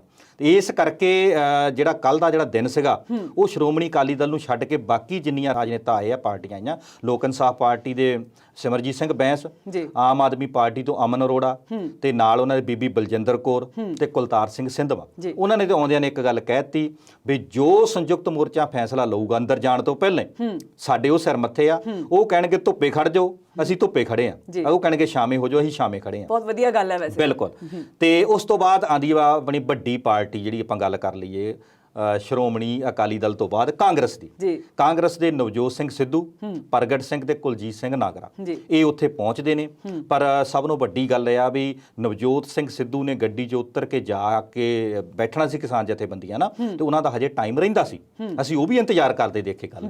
ਤੇ ਕਾਂਗਰਸ ਜਿਹੜੀ ਇਸ ਵੇਲੇ ਸੱਤਾਧਾਰੀ ਧਿਰ ਆ, ਉਹਨਾਂ ਨੂੰ ਵੀ ਕਿਸਾਨ ਜਥੇਬੰਦੀਆਂ ਦੇ ਅੰਦਰੋਂ ਦਿੱਤੇ ਹੋਏ ਟਾਈਮ ਦੇ ਮੁਤਾਬਕ ਹੀ ਅੰਦਰ ਭੇਜਿਆ ਗਿਆ, ਉਹ ਵੀ ਆਪਣਾ ਪੱਖ ਰੱਖ ਕੇ ਆਏ ਆ। ਤੇ ਉਸ ਤੋਂ ਬਾਅਦ ਜਿਹੜੀ ਨਵੀਂ ਪਾਰਟੀ ਬਣੀ ਸ਼੍ਰੋਮਣੀ ਅਕਾਲੀ ਦਲ ਚੋਂ ਨਿਕਲ ਕੇ ਸ਼੍ਰੋਮਣੀ ਅਕਾਲੀ ਦਲ ਸੰਯੁਕਤ, ਉਹਨਾਂ ਦੇ ਲੀਡਰ ਜਿਹੜੇ ਸੀਨੀਅਰ ਬ੍ਰਹਮਪੁਰਾ ਸਾਹਿਬ, ਸੁਖਦੇਵ ਸਿੰਘ ਢੀਂਡਸਾ ਤੇ ਪਰਮਿੰਦਰ ਸਿੰਘ ਢੀਂਡਸਾ, ਭਾਵੇਂ ਕਿ ਉਹਨਾਂ ਦਾ ਟਾਈਮ 2 ਵਜੇ ਤੋਂ ਬਾਅਦ ਦਾ ਸੀਗਾ, ਉਹ ਆ ਗਿਆ 11 ਵਜੇ ਦੇ ਨੇੜੇ। ਫਿਰ ਉਹਨੂੰ ਜਦੋਂ ਪਤਾ ਲੱਗਾ ਸਾਡਾ ਟਾਈਮ ਲੇਟ ਹੈ, ਉਹ ਆਣ ਕੇ ਵਾਪਸ ਮੁੜ ਕੇ ਗਏ ਔਰ ਦੁਬਾਰਾ ਟਾਈਮ ਤੇ ਆਏ। ਇਹ ਇੱਕ ਬਹੁਤ ਵੱਡੀ ਗੱਲ ਨਾ ਦੇਖਣ ਵਾਲੀ ਉੱਥੇ ਦਿਲਚਸਪੀ ਗੱਲ ਸੀਗੀਆਂ ਬਈ ਜਿਨ੍ਹਾਂ ਲੀਡਰਾਂ ਦੇ ਮਗਰ ਲੋਕ ਤੁਰੇ ਫਿਰਦੇ ਸੀ, ਕਿਸਾਨ ਆਪਣੇ ਮੰਗ ਪੱਤਰ ਲੈ ਕੇ ਤੁਰੇ ਫਿਰਦੇ ਸੀਗੇ, ਅੱਜ ਉਹ ਲੀਡਰ ਲਾਈਨਾਂ 'ਚ ਲੱਗ ਕੇ ਕਿਸਾਨਾਂ ਦੀ ਕਾਲ ਦਾ ਆਪਣੇ ਟਾਈਮ ਦਾ ਇੰਤਜ਼ਾਰ ਕਰਦੇ ਨੇ। ਇਹ ਚੀਜ਼ ਨੇ ਕੱਲ ਲੋਕਤੰਤਰ ਨੂੰ ਜਿੰਦਾ ਕੀਤਾ। ਇਹ ਚੀਜ਼ ਨੇ ਕੱਲ ਲੋਕਤੰਤਰ ਦੇ ਵਿੱਚ ਜਿਹੜੇ ਲੋਕ ਵਿਸ਼ਵਾਸ ਰੱਖਦੇ ਆ ਵੀ ਹੈ ਲੋਕਾਂ ਦਾ ਏਕਾ, ਲੋਕਾਂ ਦਾ ਇਕੱਠ, ਖਾਸ ਕਰਕੇ ਸੰਯੁਕਤ ਮੋਰਚੇ 'ਚ ਕੰਮ ਕਰਦੇ ਖੱਬੀ ਪੱਖੀ ਧਿਰਾਂ, ਖੱਬੇ ਪੱਖੀ ਧਿਰਾਂ ਦੀ ਤਾਂ ਇਹ ਗੱਲ ਮੰਨੀ ਜਾਂਦੀ ਆ ਵੀ ਇਹਦਾ ਤੇ ਆਪਣੇ ਇੰਨੇ ਦਲ ਆ ਵੀ ਇਹ ਤਾਂ ਛੇਤੀ ਕਿਤੇ ਆਪ ਨਹੀਂ ਇਕੱਠੇ ਹੁੰਦੇ, ਪਰ ਉਹ ਸੰਯੁਕਤ ਕਿਸਾਨ ਮੋਰਚੇ ਨੂੰ ਇਸ ਵੇਲੇ ਸਾਰੇ ਮਣਕਿਆਂ ਦੇ ਵਿੱਚ ਇੱਕ ਦੂਸਰੇ ਨੂੰ ਪਰੋ ਕੇ ਜਥੇਬੰਦੀਆਂ ਖੜੀਆਂ। ਬਲਵੀਰ ਸਿੰਘ ਰਾਜੇਵਾਲ ਸਾਰਿਆਂ ਨੂੰ ਸੀਨੀਅਰ ਆ, ਇਹ ਸਾਰੀਆਂ ਪਾਰਟੀਆਂ ਨੇ ਆਪੋ ਆਪਣੇ ਪੱਖ ਅੰਦਰ ਰੱਖੇ। ਸ਼ਾਮ ਨੂੰ ਪ੍ਰੈਸ ਕਾਨਫਰੰਸ ਹੁੰਦੀ ਆ ਤੇ ਉਸ ਵੇਲੇ ਫਿਰ ਰਾਜੇਵਾਲ ਸਾਹਿਬ ਨੇ ਆਣ ਕੇ ਪ੍ਰੈਸ ਨੂੰ ਦੱਸਿਆ ਵੀ ਕੀ ਲੀਡਰ ਕਹਿ ਕੇ ਗਏ ਨੇ ਤੇ ਕੀ ਅਸੀਂ ਫੈਸਲਾ ਲਿਆ। ਉਹਦੇ ਵਿੱਚ ਉਹਨਾਂ ਨੇ ਫਿਰ ਆਣ ਕੇ ਦੱਸਿਆ ਵੀ ਸ਼੍ਰੋਮਣੀ ਅਕਾਲੀ ਦਲ ਤੇ ਕਾਂਗਰਸ, ਇਹ ਵੱਡੀਆਂ ਪਾਰਟੀਆਂ ਦੋ ਇਹ ਕਹਿ ਕੇ ਗਈਆਂ ਵੀ ਅਸੀਂ ਤੁਹਾਡੇ ਨਾਲ ਆ, ਵੀ ਤੁਸੀਂ ਕੀ ਫੈਸਲਾ ਲੈਣੇ ਉਹਦੇ ਤੇ ਅਸੀਂ ਪਾਰਟੀ ਸਲਾਹ ਕਰਕੇ ਫਿਰ ਅਸੀਂ ਆਪਣਾ ਫੈਸਲਾ ਦੱਸਾਂਗੇ ਜਾਂ ਕੀ ਕਰਨਾ ਆ। ਤੇ ਅਕਾਲੀ ਦਲ ਵਾਲੇ ਤਾਂ ਉੱਥੇ ਹੀ ਅੱਗ ਬੂਲੇ ਹੋਏ ਫਿਰਦੇ ਸੀਗੇ ਤੇ ਉਹਨਾਂ ਵਿੱਚੋਂ ਕਾਂਗਰਸ ਵਾਲਿਆਂ ਵਿੱਚੋਂ ਪ੍ਰਗਟ ਸਿੰਘ ਤੇ ਕੁਲਜੀਤ ਨਾਗਰਾ ਨੇ ਵਾਈਟ ਦਿੱਤੀ ਆ ਤੇ ਨਵਜੋਤ ਸਿੰਘ ਸਿੱਧੂ ਨੇ ਨਾ ਅੰਦਰ ਜਾਂਦਿਆਂ ਮੀਡੀਆ ਨਾਲ ਗੱਲ ਕੀਤੀ, ਨਾ ਅੰਦਰ ਬਾਹਰ ਆਉਂਦਿਆਂ ਕੀਤੀ। ਉਹਨਾਂ ਨੇ ਵੈਸੇ ਵੀ ਇੱਕ ਚੁੱਪ ਵੱਟੀ ਹੋਈ ਨਹੀਂ। ਉਹ ਜਿੱਦਣ ਦੇ ਦਿੱਲੀੋਂ ਆਏ ਆ ਤੇ ਨਵਜੋਤ ਸਿੰਘ ਸਿੱਧੂ ਲੱਗਦਾ ਵੀ ਦਿੱਲੀੋਂ ਖਾਸਾ ਘੂਰ ਕੇ ਭੇਜੇ ਹੋਣੀ ਤੇ ਵੀ ਤੁਸੀਂ ਬੋਲਣਾ ਨਹੀਂ ਕੁਝ ਜਾ ਕੇ। ਤੇ ਇਹ ਵੀ ਨਵਜੋਤ ਸਿੰਘ ਸਿੱਧੂ ਜੇ ਖਾਸੀਆ ਵੀ ਜਦੋਂ ਬੋਲਦੇ ਆ ਤਾਂ ਫਿਰ ਬੋਲਣੋਂ ਹਟਦਾ ਹੀ ਨਹੀਂ ਹੈਗਾ ਤੇ ਜਦੋਂ ਫਿਰ ਚੁੱਪ ਧਾਰਦਾ ਫਿਰ ਬੋਲਦਾ ਹੀ ਕੁਝ ਨਹੀਂ। ਤੇ ਇਸ ਕਰਕੇ ਨਵਜੋਤ ਸਿੰਘ ਸਿੱਧੂ ਆਪਣੀ ਗੱਡੀ 'ਚ ਬੈਠਾ ਰਿਹਾ 20 ਮਿੰਟ ਤੇ ਪ੍ਰਗਟ ਸਿੰਘ ਗੱਡੀ ਚਲਾਉਣੀ ਸੀ। ਪ੍ਰਗਟ ਸਿੰਘ ਨੇ ਮੀਡੀਆ ਨੂੰ ਬਾਈਟ ਦਿੱਤੀ ਆ, ਉਹਨਾਂ ਨੇ ਕਿਹਾ ਵੀ ਅਸੀਂ ਜੋ ਸੰਯੁਕਤ ਮੋਰਚਾ ਕਹੂਗਾ ਅਸੀਂ ਉਹਨਾਂ ਦੇ ਨਾਲ ਆ, ਅਸੀਂ ਉਹਨਾਂ ਦੀ ਪੂਰੀ ਮਦਦ ਕਰਾਂਗੇ ਤੇ ਪਰ ਫਿਰ ਵੀ ਅਸੀਂ ਪਾਰਟੀ ਜਾ ਕੇ ਡਿਸਕਸ ਕਰਾਂਗੇ। ਤੇ ਇਸ ਗੱਲ ਦਾ ਆਣ ਕੇ ਖੁਲਾਸੇ ਜਦੋਂ ਬਾਹਰ ਜਥੇਬੰਦੀਆਂ ਨੇ ਕੀਤੇ ਵੀ ਦੋ ਵੱਡੀਆਂ ਪਾਰਟੀਆਂ ਆ ਕਹਿ ਕੇ ਗਈਆਂ, ਬਾਕੀ ਜਿੰਨੀਆਂ ਪਾਰਟੀਆਂ ਆਈਆਂ ਸੀ, ਚਾਹੇ ਆਮ ਆਦਮੀ ਪਾਰਟੀ ਸੀ, ਚਾਹੇ ਸੰਯੁਕਤ ਅਕਾਲੀ ਦਲ ਸੀਗਾ ਤੇ ਚਾਹੇ ਦੂਸਰੇ ਲੋਕ ਇਨਸਾਫ ਪਾਰਟੀ ਵਾਲੇ, ਉਹ ਸਾਰੇ ਇੱਕ ਗੱਲ ਕਹਿ ਕੇ ਗਏ ਆ ਵੀ ਤੁਸੀਂ ਫੈਸਲਾ ਲਓ, ਅਸੀਂ ਉਸ ਫੈਸਲੇ ਤੋਂ 1 ਇੰਚ ਵੀ ਅੱਗੇ ਪਿੱਛੇ ਨਹੀਂ ਜਾਵਾਂਗੇ। ਹਾਲਾਂਕਿ ਬਿਲਕੁਲ ਜੀ, ਜੇ ਅਸੀਂ ਦੇਖੀਏ ਤਾਂ ਕੋਈ ਕਿਸਾਨ ਆਗੂਆਂ ਨੇ ਕੋਈ ਗਲਤ ਗੱਲ ਨਹੀਂ ਕੀਤੀ। ਉਹਨਾਂ ਨੇ ਤਾਂ ਸਿਰਫ ਇਹੀ ਕਿਹਾ ਹੈ ਕਿ ਜਦੋਂ ਤੱਕ ਚੋਣਾਂ ਦਾ ਐਲਾਨ ਨਹੀਂ ਹੋ ਜਾਂਦਾ ਉਦੋਂ ਤੱਕ ਜਿਹੜੀ ਵੀ ਇਹ ਆਪਣੀਆਂ ਸਰਗਰਮੀਆਂ ਇਹਨਾਂ ਦੀਆਂ ਉਹ ਇਹ ਨਾ ਕਰਨ। ਸਿਰਫ ਇਸੇ ਗੱਲ ਤੋਂ ਕਿ ਸ਼੍ਰੋਮਣੀ ਅਕਾਲੀ ਦਲ ਇੰਨਾ ਅੱਗ ਬਬੂਲਾ ਹੋ ਗਿਆ। ਬਿਲਕੁਲ, ਅਸਲ 'ਚ ਨਾ ਸ਼੍ਰੋਮਣੀ ਅਕਾਲੀ ਦਲ ਇਸ ਵੇਲੇ ਸੱਤਾ ਨੂੰ ਲੈ ਕੇ ਇੰਨਾ ਇਸ ਵੇਲੇ ਧਿਆਇਆ ਹੋਇਆ ਪਿਆਸਾ ਹੋਇਆ ਆ ਵੀ ਕਿਹੜੀ ਘੜੀ ਕਾਂਗਰਸ ਦੇ ਕਾਟੋ ਕਲੇਸ਼ ਦੇ ਦੌਰਾਨ ਵੀ ਕੁਰਸੀ ਦਬਦਾ ਖਿੱਚਣ ਲਈ ਅਸੀਂ ਆਪਣੀ ਗਰਾਊਂਡ ਤਿਆਰ ਕਰ ਲਈਏ। ਭਾਵੇਂ ਕਿ ਹਜੇ ਬਰਗਾੜੀ ਦਾ ਮਸਲਾ, ਡਰੱਗ ਦਾ ਮਸਲਾ, ਰੇਤ ਦਾ ਮਸਲਾ, ਜਿੰਨੇ ਵੀ ਸਾਰੇ ਪਿਛਲੇ ਇਹਨਾਂ ਦੇ 10 ਸਾਲ ਦੇ ਸ਼ਾਸਨ ਦੀਆਂ ਲੋਕਾਂ 'ਚ ਨਾਕਾਮੀਆਂ ਹਜੇ ਲੋਕਾਂ 'ਚ ਗੱਲ ਹੋ ਜੇ ਲੋਕਾਂ ਨੂੰ ਭੁੱਲੀ ਤਾਂ ਹੈ ਨਹੀਂ, ਪਰ ਫਿਰ ਵੀ ਡੈਮੋਕ੍ਰੈਟਿਕ ਰਾਈਟਸ ਹੈ ਉਹਨਾਂ ਦੇ ਕਰਨ ਦੇ। ਪਰ ਜਥੇਬੰਦੀਆਂ ਦੇ ਮੰਨਣਾ ਸੀ, ਉਹਨਾਂ ਨੇ ਆਣ ਕੇ ਸਭ ਨੂੰ ਵੱਡੀ ਗੱਲ ਇਹ ਕੀਤੀ ਵੀ ਅਸੀਂ ਅੱਜ ਤੋਂ ਐਲਾਨ ਕਰਦੇ ਹਾਂ ਵੀ ਕਿਸੇ ਪਾਰਟੀ ਦਾ ਲੀਡਰ ਹੋਵੇ, ਚਾਹੇ ਕਾਂਗਰਸ, ਅਕਾਲੀ ਦਲ ਜਾਂ ਕਿਸੇ ਦਾ ਵੀ, ਉਹ ਜਦੋਂ ਕਿਸੇ ਦੇ ਨਿੱਜੀ ਤੌਰ ਤੇ ਵਿਆਹ ਸ਼ਾਦੀ ਭੋਗ ਅਫਸੋਸ ਤੇ ਜਾਂਦਾ ਆ ਵੀ ਕਿਸੇ ਤਰ੍ਹਾਂ ਦਾ ਨਾ ਉਹਨੂੰ ਸਵਾਲ ਤੇ ਨਾ ਉਹਦਾ ਵਿਰੋਧ ਕਰਨਾ, ਕਿਉਂਕਿ ਸਾਡੇ ਨਾਲ ਭਾਈਚਾਰਕ ਸਾਂਝ ਜਿਹੜੀ ਸਾਡੀ ਤਾਂ ਖਰਾਬ ਹੁੰਦੀ ਆ। ਦੂਸਰਾ ਉਹਨਾਂ ਨੇ ਵੀ ਇਹ ਗੱਲ ਕਹੀ ਆ ਵੀ ਜੇਕਰ ਸਾਰੀਆਂ ਪਾਰਟੀਆਂ ਇਹ ਸਹਿਮਤੀ ਬਣਾ ਲੈਣ, ਸਾਰੀਆਂ ਪਾਰਟੀਆਂ ਇਹ ਸਹਿਮਤ ਹੋ ਕੇ ਇੱਕ ਗੱਲ ਮੰਨ ਲੈਣ ਵੀ ਜੋ ਅਸੀਂ ਫੈਸਲਾ ਦੇ ਰਹੇ ਹਾਂ ਉਹਦੇ ਨਾਲ ਮਾਹੌਲ ਜਿਹੜਾ ਉਹ ਭਾਈਚਾਰਕ ਤੌਰ ਤੇ ਟੁੱਟੂਗਾ ਨਹੀਂ। ਬਿਲਕੁਲ, ਉਹਨਾਂ ਨੇ ਫਿਰ ਇੱਕ ਗੱਲ ਕਹੀ ਵੀ ਇੱਕ ਤੇ ਵੀ ਲੀਡਰਾਂ ਦਾ ਵਿਰੋਧ ਨਿੱਜੀ ਫੰਕਸ਼ਨਾਂ 'ਚ ਨਾ ਕੀਤਾ ਜਾਵੇ। ਦੂਸਰਾ ਬਈ ਅਸੀਂ ਉਹਨਾਂ ਦੇ ਮੂਹਰੇ ਗੱਲ ਰੱਖੀ ਆ ਵੀ ਪੱਖ ਪੁੱਛਿਆ ਵੀ ਤੁਸੀਂ ਕੀ ਕਰੋਗੇ, ਜਿਹੜਾ ਤੁਸੀਂ ਚੋਣ ਮਨੋਰਥ ਪੱਤਰ ਦੇ ਵਿੱਚ ਲੋਕਾਂ ਨੂੰ ਝੂਠੇ ਲੰਬੇ ਵਾਅਦੇ ਛੱਡ ਦਿੰਦੇ ਆ ਤੇ ਮੁੜ ਕੇ ਕਰਦੇ ਕੱਖ ਨਹੀਂ। ਉਸ ਤੋਂ ਬਾਅਦ ਵੀ ਉਹਨੂੰ ਕੈਲੰਡਰ ਵਾਈਜ਼ ਕਰਨਾ ਵੀ ਤੁਸੀਂ ਵਾਅਦੇ ਤਾਂ ਕਰ ਲੈਂਦੇ ਆ, ਮੁੜ ਕੇ ਰਹਿੰਦੇ 6 ਮਹੀਨੇ ਸਰਕਾਰ ਦੇ, ਫਿਰ ਤੁਸੀਂ ਅੱਧ ਕੱਚਾ ਕੰਮ ਕਰਕੇ ਲੋਕਾਂ ਨੂੰ ਫਿਰ ਭਰਮਾਉਂਦੇ ਆ। ਤੁਸੀਂ ਇੱਕ ਸਾਨੂੰ ਕੈਲੰਡਰ ਦਿਓ ਵੀ ਆਹ ਵਾਅਦਾ ਕੀਤਾ ਤੇ ਇਹ ਵਾਅਦੇ ਦੇ ਵਿੱਚ ਤੁਸੀਂ ਪੈਸਾ ਕਿੱਥੋਂ ਅਰਨ ਕਰੋਗੇ, ਕੋਈ ਸਕੀਮ ਦੇਣੀ ਆ, ਪੈਨਸ਼ਨ ਵਧਾਉਣੀ ਆ, ਸਰਕਾਰ ਪੈਸਾ ਲਿਆਊ ਕਿੱਥੋਂ, ਕਿੰਨਾ ਪੰਜਾਬ ਦੇ ਸਿਰ ਪਹਿਲਾਂ ਕਰਜ਼ਾ ਆ, ਕਿੰਨੀ ਪੰਜਾਬ ਦੀਆਂ ਕਿਸ਼ਤਾਂ ਜਾ ਰਹੀਆਂ, ਕਿੰਨਾ ਵਿਆਜ ਦੇ ਰਿਹਾ ਪੰਜਾਬ, ਉਹ ਸਾਰੀਆਂ ਚੀਜ਼ਾਂ ਨੂੰ ਲੈ ਕੇ ਪਹਿਲਾਂ ਸਾਨੂੰ ਇੱਕ ਰੋਡ ਮੈਪ ਦਿਓ ਔਰ ਜਿਹੜਾ ਤੁਸੀਂ ਚੋਣ ਮਨੋਰਥ ਪੱਤਰ ਬਣਾਓਗੇ ਉਹਦੇ ਤੇ ਕਾਨੂੰਨੀ ਜਾਮਾ ਪਨਾਉਣ ਲਈ ਵੀ ਤੁਸੀਂ ਕੀ ਇਸ ਲਈ ਸਹਿਮਤ ਹੋ। ਤੇ ਉਹਦੇ ਵਿੱਚ ਸਮੇਤ ਅਕਾਲੀ ਦਲ ਸਮੇਤ ਕਾਂਗਰਸ ਸਾਰੀਆਂ ਪਾਰਟੀਆਂ ਜਿਹੜੀਆਂ ਆ ਉਹ ਸਹਿਮਤੀ ਦੇ ਗਈਆਂ। ਤੇ ਸਭ ਨੂੰ ਵੱਡੀਆਂ ਗੱਲਾਂ ਇਹ ਹੋਈਆਂ ਵੀ ਸੰਯੁਕਤ ਮੋਰਚੇ ਨੇ ਕੱਲ ਵਿਵਾਕੀ ਦੇ ਨਾਲ ਆਪਣਾ ਸਟੈਂਡ ਲੈ ਲਿਆ। ਨਾਲ ਰਾਜੇਵਾਲ ਸਾਹਿਬ ਨੇ ਗੱਲ ਕਹਿਤੀ ਜਿਹੜਾ ਇਹ ਸਾਡੀ ਖਿੱਚੀ ਹੋਈ ਲੀਕ ਲੰਘੂਗਾ ਉਹ ਇਹ ਸਮਝਿਆ ਜਾਊਗਾ ਵੀ ਉਹ ਨਾ ਕਿਸਾਨੀ ਨੂੰ ਪਿਆਰਾ ਆ, ਨਾ ਕਿਸਾਨੀ ਅੰਦੋਲਨ ਨੂੰ ਉਹ ਪਿਆਰ ਕਰਦਾ, ਤੇ ਉਹ ਕਿਸਾਨ ਅੰਦੋਲਨ ਦੇ ਵਿਰੋਧੀ ਮੰਨੇ ਜਾਣਗੇ। ਜੀ ਬਿਲਕੁਲ, ਕਹਿੰਦੇ ਨਾ ਤੀਲਾ ਤੀਲਾ ਜੋੜ ਕੇ ਹੀ ਝਾੜੂ ਬੰਦਾ। ਜੀ ਬਿਲਕੁਲ। ਤੇ ਜਦੋਂ ਸਾਰੇ ਏਕੇ ਵਿੱਚ ਜਿਹੜੀ ਬਲ ਹੈ ਉਹਦੀ ਮਿਸਾਲ ਸਾਡੇ ਕਿਸਾਨ ਆਗੂਆਂ ਨੇ ਕਾਇਮ ਕਰ ਦਿੱਤੀ ਹੈ। ਸੋ ਇਹ ਚਰਚਾ ਇਸੇ ਤਰ੍ਹਾਂ ਜਾਰੀ ਰਹੇਗੀ, ਪਰ ਮਿਲਦੇ ਹਾਂ ਬ੍ਰੇਕ ਤੋਂ ਬਾਅਦ।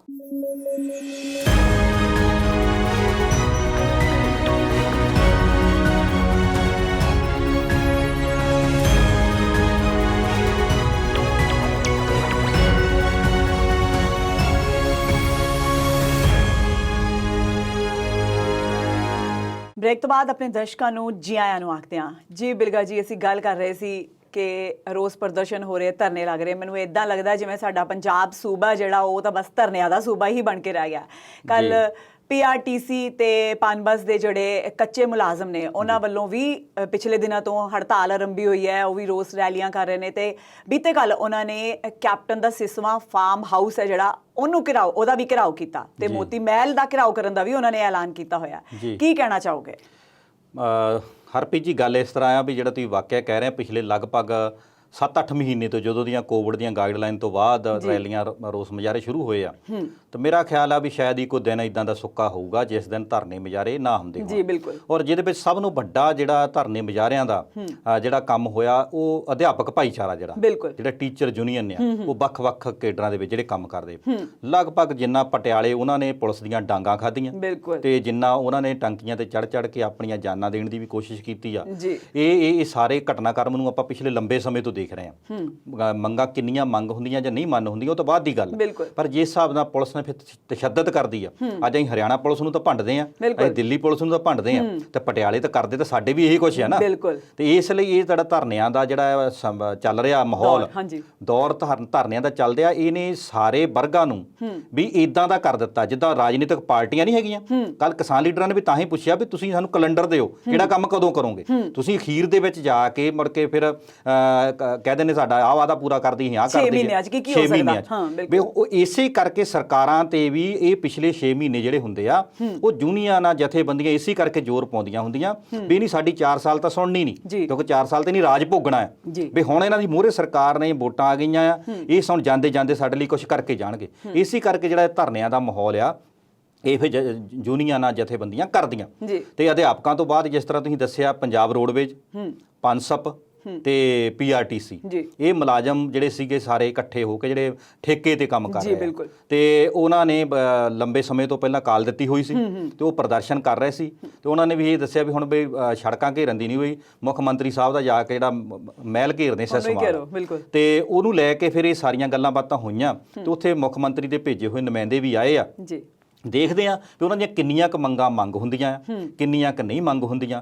ਪਰ ਆ ਜਿਹੜਾ ਤੁਸੀਂ ਗੱਲ ਕਰ ਰਹੇ ਆ ਕਿ ਲੰਬਾ ਸਮਾਂ, ਦੇਖੋ ਖੱਜਲ ਖੁਆਰ ਤਾਂ ਦੁਨੀਆ ਹੁੰਦੀ ਆ, ਖੱਜਲ ਖੁਆਰ ਪਬਲਿਕ ਹੁੰਦੀ ਆ। ਜੇ ਇਹ ਗੱਲਾਂ ਨਾ ਕਹਿ ਕੇ ਆਉਣ, ਅੱਜ ਵੀ ਜਿਹੜੀਆਂ ਇਲੈਕਸ਼ਨਾਂ ਦੇ ਵਿੱਚ ਮੋਰਲੀਆਂ ਦੀਆਂ ਆਉਣ ਵਾਲੀਆਂ ਦੀ ਗੱਲਾਂ ਹੋ ਰਹੀਆਂ, ਅੱਜ ਕੱਲੀ ਪਾਰਟੀ ਵੱਲੋਂ ਕਹਿ ਰਿਹਾ ਵੀ ਅਸੀਂ ਫਲਾਨਾ ਪੱਕਾ ਕਰ ਦਾਂਗੇ, ਅਸੀਂ ਇੰਨੀਆਂ ਨੌਕਰੀਆਂ ਦੇਵਾਂਗੇ, ਅਸੀਂ ਇੰਨੀਆਂ ਨੌਕਰੀਆਂ ਦੇਵਾਂਗੇ, ਇੰਨੀ ਬਿਜਲੀ ਫ੍ਰੀ, ਇਹ ਬਿਲਕੁਲ ਇੰਨੀ ਬਿਜਲੀ ਫ੍ਰੀ ਦੇਵਾਂਗੇ, ਇੰਨਾ ਅਸੀਂ ਪੈਨਸ਼ਨ ਵੱਧ ਦੇਵਾਂਗੇ। 4.5 ਸਾਲ ਲੰਘ ਗਏ, ਲੋਕ ਤਰਸ ਮਰ ਗਏ। ਜਿਹੜੀ ਪੈਨਸ਼ਨ ਕਿਸੇ ਦੀ ਕੱਟੀ ਗਈ ਉਹਦੀ ਲੱਗੀ ਨਹੀਂ ਦੁਬਾਰਾ। ਤੇ ਇਦਾਂ ਹੀ ਆਟਾ ਦਾਲ ਦੇ ਜਿਹੜੇ ਕਾਰਡ ਸੀਗੇ ਉਹ ਜਿਨ੍ਹਾਂ ਦੇ ਜੈਨੂਅਨ ਸੀ ਉਹਨਾਂ ਦੇ ਕੱਟੇ ਗਏ, ਜਿਹਨਾਂ ਨੂੰ ਨਹੀਂ ਸੀ ਲੋੜ ਉਹ ਲੈ ਰਹੇ ਆ। ਦੁਬਾਰਾ ਕਿਸੇ ਦੀ ਸੁਣੀ ਨਹੀਂ। ਹੁਣ ਵੀ ਸਰਕਾਰ ਨੇ ਜਦੋਂ ਮਹੀਨਾ 1.5-2 ਮਹੀਨੇ ਰਹਿੰਦੇ ਹੋਏ ਇਲੈਕਸ਼ਨ ਕੋਡ ਤੋਂ ਪਹਿਲਾਂ ਫਿਰ ਦੁਬਾਰਾ ਬਲਕ ਵਿੱਚ ਬਣਾ ਦੇਣੇ ਆ। ਬਲਕ ਵਿੱਚ ਇਦਾਂ ਦੇ ਬਣ ਜਾਣੇ ਵੀ ਜਿਨ੍ਹਾਂ ਨੂੰ ਜ਼ਰੂਰਤ ਨਹੀਂ, ਜਿਨ੍ਹਾਂ ਦੇ ਘਰ 2-2 ਟਰੈਕਟਰ ਵੀ ਖੜੇ ਆ, ਉਹਨਾਂ ਦੇ ਵੀ ਬਣ ਜਾਣੇ ਫਿਰ। ਤੇ ਜਦੋਂ ਫਿਰ ਉਹਨਾਂ ਨੂੰ ਰਿਵਿਊ ਆਣ ਕੇ ਕਰਨਾ ਦੂਜੀ ਸਰਕਾਰ ਨੇ ਆ ਕੇ, ਜਦੋਂ ਕੱਟਣ ਵੇਲੇ ਬਾਰੀ ਕੀ ਆਉਣੀ, ਕੱਟਣ ਵੇਲੇ ਗਰੀਬਾਂ ਦੇ ਫੇਰ ਕੱਟੇ ਜਾਣੇ ਆ, ਜਿਨ੍ਹਾਂ ਨੂੰ ਲੋੜ ਨਹੀਂ ਹੈਗੀ ਉਹਨਾਂ ਦੇ ਫੇਰ ਬਣੇ ਰਹਿ ਜਾਣੇ। ਇਹ ਸਾਰੀਆਂ ਚੀਜ਼ਾਂ ਇਸੇ ਕਰਕੇ ਹੁੰਦੀਆਂ ਵੀ ਚੋਣ ਮੈਨੀਫੈਸਟੋ ਦੇ ਵਿੱਚ ਪਾਰਟੀਆਂ ਉਹਨੂੰ ਸਮਾਂਬੱਧ ਨਹੀਂ ਕਰਦੀਆਂ ਵੀ ਆਹ ਅਸੀਂ ਸਕੀਮ ਦੇਵਾਂਗੇ ਤਾਂ ਅਸੀਂ ਕਿੰਨੇ 6 ਮਹੀਨੇ 'ਚ ਦੇਵਾਂਗੇ, ਸਾਲ 'ਚ ਦੇਵਾਂਗੇ, 2 ਸਾਲ 'ਚ ਦੇਵਾਂਗੇ। ਇਸੇ ਕਰਕੇ ਫਿਰ ਧਰਨਿਆਂ ਵਾਲੇ ਵੀ ਹੁਣ ਇਹ ਸੋਚਦੇ ਵੀ ਜਾਂਦੀ ਸਰਕਾਰ ਤੋਂ ਜੋ ਹੁੰਦਾ ਆ, ਜੋ ਕਰਾ ਹੁੰਦਾ ਆ, ਭੱਜੇ ਜਾਂਦੇ ਚੋਰ ਦਾ ਲਗੋਟਾ ਲਾਉਣ ਵਾਲੀ ਗੱਲ ਆ।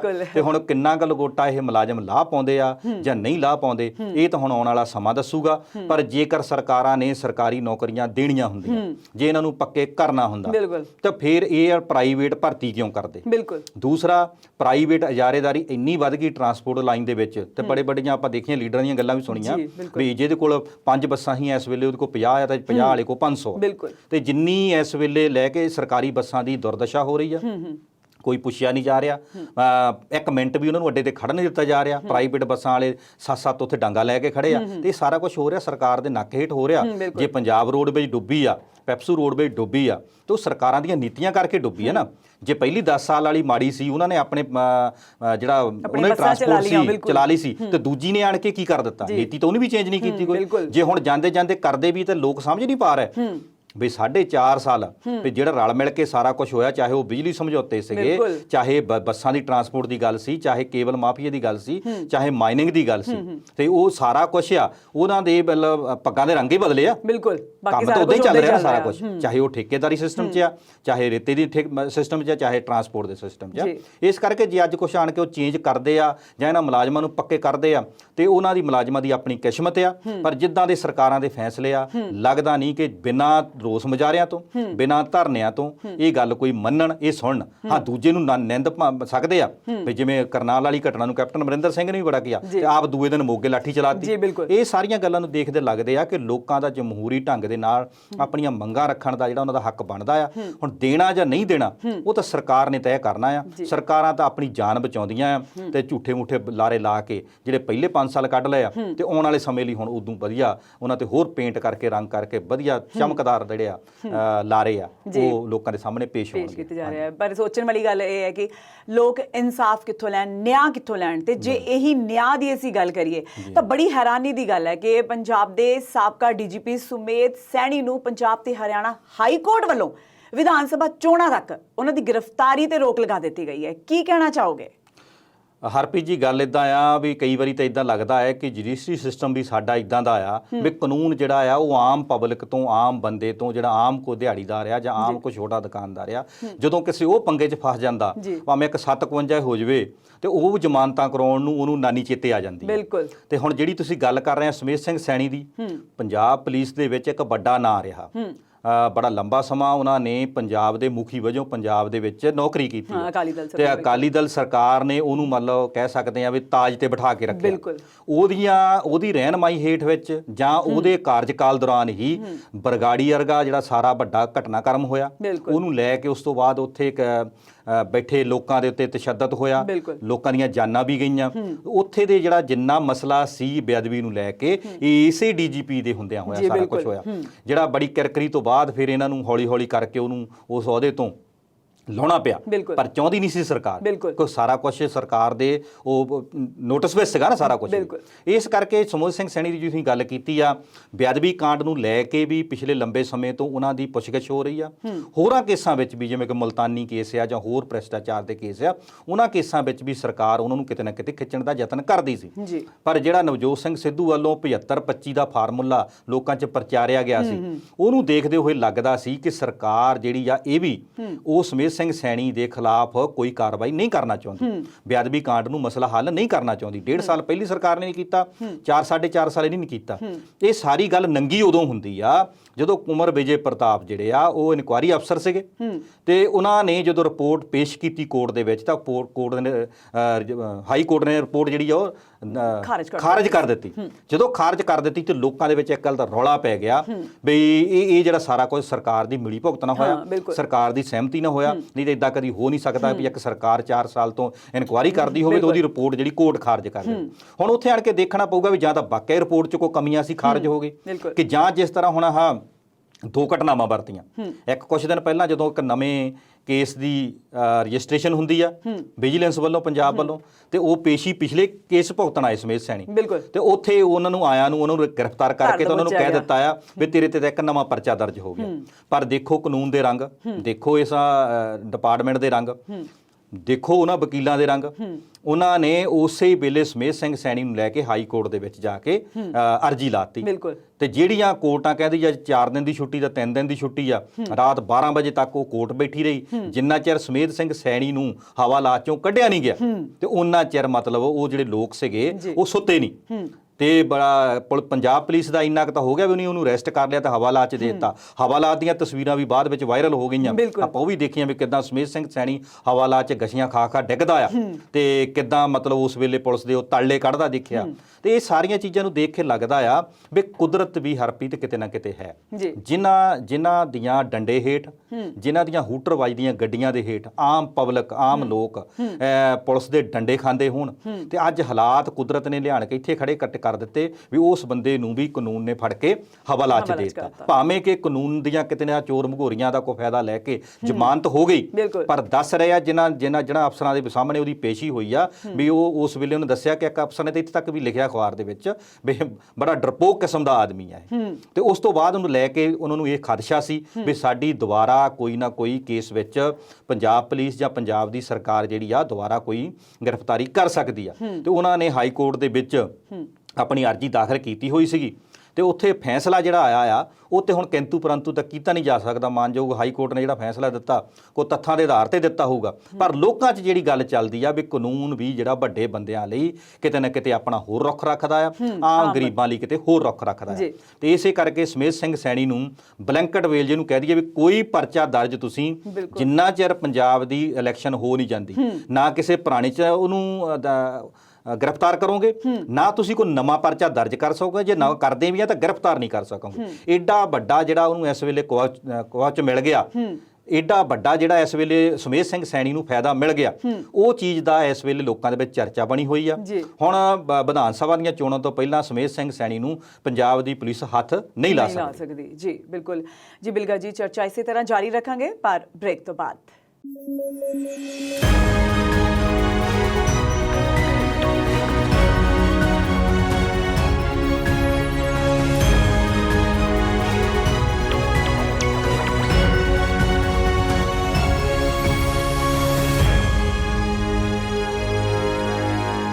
ਬ੍ਰੇਕ ਤੋਂ ਬਾਅਦ ਸਾਡੇ ਦਰਸ਼ਕਾਂ ਦਾ ਸਵਾਗਤ ਹੈ ਜੀ। ਬਿਲਗਾ ਜੀ, ਇੱਕ ਕੱਲ ਜੇ ਅਸੀਂ ਗੱਲ ਕਰੀਏ ਕਿ ਬ੍ਰਿਕਸ ਦੇਸ਼ਾਂ ਦੀ ਇੱਕ ਮੀਟਿੰਗ ਹੋਈ ਹੈ ਜਿਸ ਦੀ ਪ੍ਰਧਾਨਗੀ ਭਾਰਤ ਦੇ ਪ੍ਰਧਾਨ ਮੰਤਰੀ ਨਰਿੰਦਰ ਮੋਦੀ ਨੇ ਕੀਤੀ ਤੇ ਉਹਦੇ ਵਿੱਚ ਜਿਹੜੇ ਉਹ 5 ਦੇਸ਼ ਸੀ ਉਹਨਾਂ ਨੇ ਕਿਹਾ ਹੈ ਕਿ ਤਾਲਿਬਾਨ ਨੂੰ ਮਾਨਤਾ ਤਾਂ ਦਿੱਤੀ ਜਾਏਗੀ ਉਸ ਸਰਕਾਰ ਨੂੰ ਜੇ ਉਹ ਕੌਮਾਂਤਰੀ ਕਾਨੂੰਨਾਂ ਦੇ ਦਾਇਰੇ ਹੇਠ ਸਰਕਾਰ ਬਣਾਉਣਗੇ। ਕੀ ਕਹਿਣਾ ਚਾਹੋਗੇ ਕਿ ਤਾਲਿਬਾਨ ਦਾ ਜਿਹੜਾ ਅਸੀਂ ਰੁਖ ਦੇਖਦੇ ਆਂਦੇ ਪਏ ਹਾਂ ਜਾਂ ਜੋ ਉਹਨਾਂ ਦਾ ਸ਼ੁਰੂ ਤੋਂ ਹੀ ਕਿ ਉਹ ਬਹੁਤ ਲੜਾਕਿਆਂ ਦੇ ਰੂਪ ਵਿੱਚ ਔਰ ਉਹਨਾਂ ਦਾ ਇੱਕ ਤਾਨਾਸ਼ਾਹ ਵਾਲਾ ਜਿਹੜਾ ਉਹਨਾਂ ਦਾ ਰਵੱਈਆ ਹੈ, ਕਿ ਉਸ ਹਿਸਾਬ ਨਾਲ ਕਿ ਉਹ ਕੌਮਾਂਤਰੀ ਕਾਨੂੰਨਾਂ ਨੂੰ ਲੈ ਕੇ ਸਰਕਾਰ ਬਣਾ ਸਕਦੇ ਨੇ?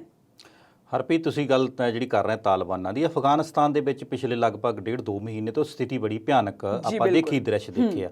ਇੱਦਾਂ ਦੇ ਵੀ ਦ੍ਰਿਸ਼ ਦੇਖੇ ਆ ਕਿ ਜਿਸ ਤਰ੍ਹਾਂ ਜਹਾਜ਼ਾਂ ਦੇ ਉੱਤੇ ਇੱਦਾਂ ਬੱਸਾਂ ਚੜ੍ਹਦੇ ਸੀ, ਜਿੱਦਾਂ ਬੱਸ ਤੇ ਲੋਕ ਚੜ੍ਹਦੇ ਹੁੰਦੇ ਇੱਦਾਂ ਲੋਕ ਜਹਾਜ਼ਾਂ 'ਤੇ ਚੜ੍ਹਦੇ, ਉੱਪਰੋਂ ਆਪਾਂ ਡਿੱਗਦੀਆਂ ਥੱਲੇ ਲਾਸ਼ਾਂ ਬਣਦੇ ਲੋਕ ਦੇਖੇ ਆ। ਜਿੰਨੀ ਸਥਿਤੀ ਉਸ ਵੇਲੇ ਅਫਗਾਨਿਸਤਾਨ ਦੀ ਭਿਆਨਕ ਆਪਾਂ ਸਾਰਿਆਂ ਨੇ ਦੇਖੀ ਆ, ਇੱਦਾਂ ਦੀ ਆਪਾਂ ਦੁਆ ਕਰਦੇ ਵੀ ਕਿਸੇ ਦੇਸ਼ ਹੋਵੇ ਨਾ। ਪਰ ਇਸ ਤੋਂ ਵੀ ਵੱਡੀਆਂ ਜਿਹੜੀਆਂ ਦੇਸ਼ਾਂ ਦੀਆਂ ਜਦੋਂ ਲੜਾਈਆਂ ਲੱਗਦੀਆਂ ਜਾਂ ਕਿਸੇ ਸਮੂਹ ਗਰੁੱਪਾਂ ਦੀਆਂ ਲੱਗਦੀਆਂ ਤਾਂ ਹੁੰਦੀ ਆ। ਪਰ ਜਿਹੜੀ ਤਾਲਿਬਾਨਾਂ ਦੀ ਗੱਲ ਆ ਵੀ ਇਹ 20 ਸਾਲ ਦਾ ਜਿਹੜਾ ਸਮਾਂ ਸੀ, ਅੱਜ ਤੋਂ 20 ਸਾਲ ਪਹਿਲਾਂ ਵੀ ਜਦੋਂ ਤਖਤਾ ਪਲਟ ਕੇ ਆਉਂਦੇ ਆ ਤੇ ਉਸ ਵੇਲੇ ਜਦੋਂ ਅਮਰੀਕਾ ਨੇ ਆਣ ਕੇ ਇਹ ਗੱਲ ਕਹੀ ਵੀ ਨਹੀਂ ਅਸੀਂ ਇੱਦਾਂ ਨਹੀਂ ਹੋਣ ਦੇਵਾਂਗੇ, ਅਸੀਂ ਇੱਥੇ ਜਿਹੜਾ ਆ ਜਮਹੂਰੀਅਤ ਦਾ ਰਾਜ ਕਾਇਮ ਕਰਾਂਗੇ, ਤੇ ਉਹ ਗਲਾਨੀ ਸਾਹਿਬ ਬਣ ਗਏ। ਤੇ ਉਸ ਤੋਂ ਬਾਅਦ ਜਦੋਂ 20 ਸਾਲ ਤੋਂ ਬਾਅਦ ਛੱਡ ਕੇ ਅਕਸਰ ਤੱਕ ਜਾਣਾ ਸੀ ਨਾ, ਹੁਣ ਦੇਖਣਾ ਪਊਗਾ ਵੀ 20 ਸਾਲ ਦਾ ਜਿਹੜਾ ਲੰਬਾ ਸਮਾਂ ਅਫਗਾਨਿਸਤਾਨ ਦਾ ਘਾਣ ਹੋਇਆ, ਚਾਹੇ ਉੱਥੇ ਸੁਰੱਖਿਆ ਕਰਮਚਾਰੀ ਸੀ, ਚਾਹੇ ਉੱਥੇ ਵੱਖ-ਵੱਖ ਗਰੁੱਪਾਂ ਦੇ ਵਿੱਚ ਲੜਨ ਵਾਲੇ ਲੋਕ ਸੀ, ਮਰੇ ਤਾਂ ਉਸ ਧਰਤੀ ਦੇ ਲੋਕ ਹੀ ਆ ਨਾ। ਤੇ 20 ਸਾਲ ਦੇ ਵਿੱਚ ਖਟਿਆ ਕੀ ਜੇ ਉਹਨਾਂ ਦਾ ਰਾਜ ਪਲਟ ਕੇ ਤੁਸੀਂ ਇੱਕ ਦੂਜੀ ਧਿਰ ਦਾ ਰਾਜ ਲਿਆਂਦਾ ਜਿਹਨੂੰ ਤੁਸੀਂ ਕਹਿੰਦੇ ਇਹ ਜਮਹੂਰੀਅਤ ਆ, ਤੇ ਅੱਜ 20 ਸਾਲ ਬਾਅਦ ਜਦੋਂ ਤੁਸੀਂ ਛੱਡ ਕੇ ਜਾਂਦੇ ਆ ਤਾਂ ਰਾਜ ਫਿਰ ਉਹਨਾਂ ਲੋਕਾਂ ਦਾ ਆ ਜਾਂਦਾ। ਤੇ ਫਿਰ ਉਹ ਜਿਹੜਾ ਦੁਨੀਆ ਦਾ ਸਰਪੰਚ ਬਣਿਆ ਸੀਗਾ ਅਮਰੀਕਾ, ਉਹਨੇ 20 ਸਾਲਾਂ ਦੇ ਵਿੱਚ ਆਪਣਾ ਕਿੰਨਾ ਉੱਥੇ ਪੈਸਾ ਖਰਚਿਆ, ਕਿੰਨਾ ਦੁਨੀਆ ਦਾ ਉੱਥੇ ਉਸ ਵੇਲੇ ਧਿਆਨ ਲੱਗਾ, ਕਿੰਨਾ ਵੱਡਾ ਉੱਥੇ ਅਸਲਾ ਯੂਜ਼ ਹੋਇਆ। ਕਿੰਨੇ ਕਿੰਨੇ ਵੱਡੀਆਂ ਦੇਸ਼ਾਂ ਦੇ ਨਾਲ ਇਸੇ ਗੱਲ ਕਰਕੇ ਦੁਸ਼ਮਣੀਆਂ ਅਮਰੀਕਾ ਦੀਆਂ ਪੈ ਗਈਆਂ। ਤੇ ਅੱਜ ਜਦੋਂ ਸਿਫਰ ਤੇ ਗੱਲ ਆਈ ਤਾਂ ਬੈਠ ਕੇ ਗੱਲ ਟੇਬਲ ਤੇ ਕਰਨੀ ਪਈ ਨਾ।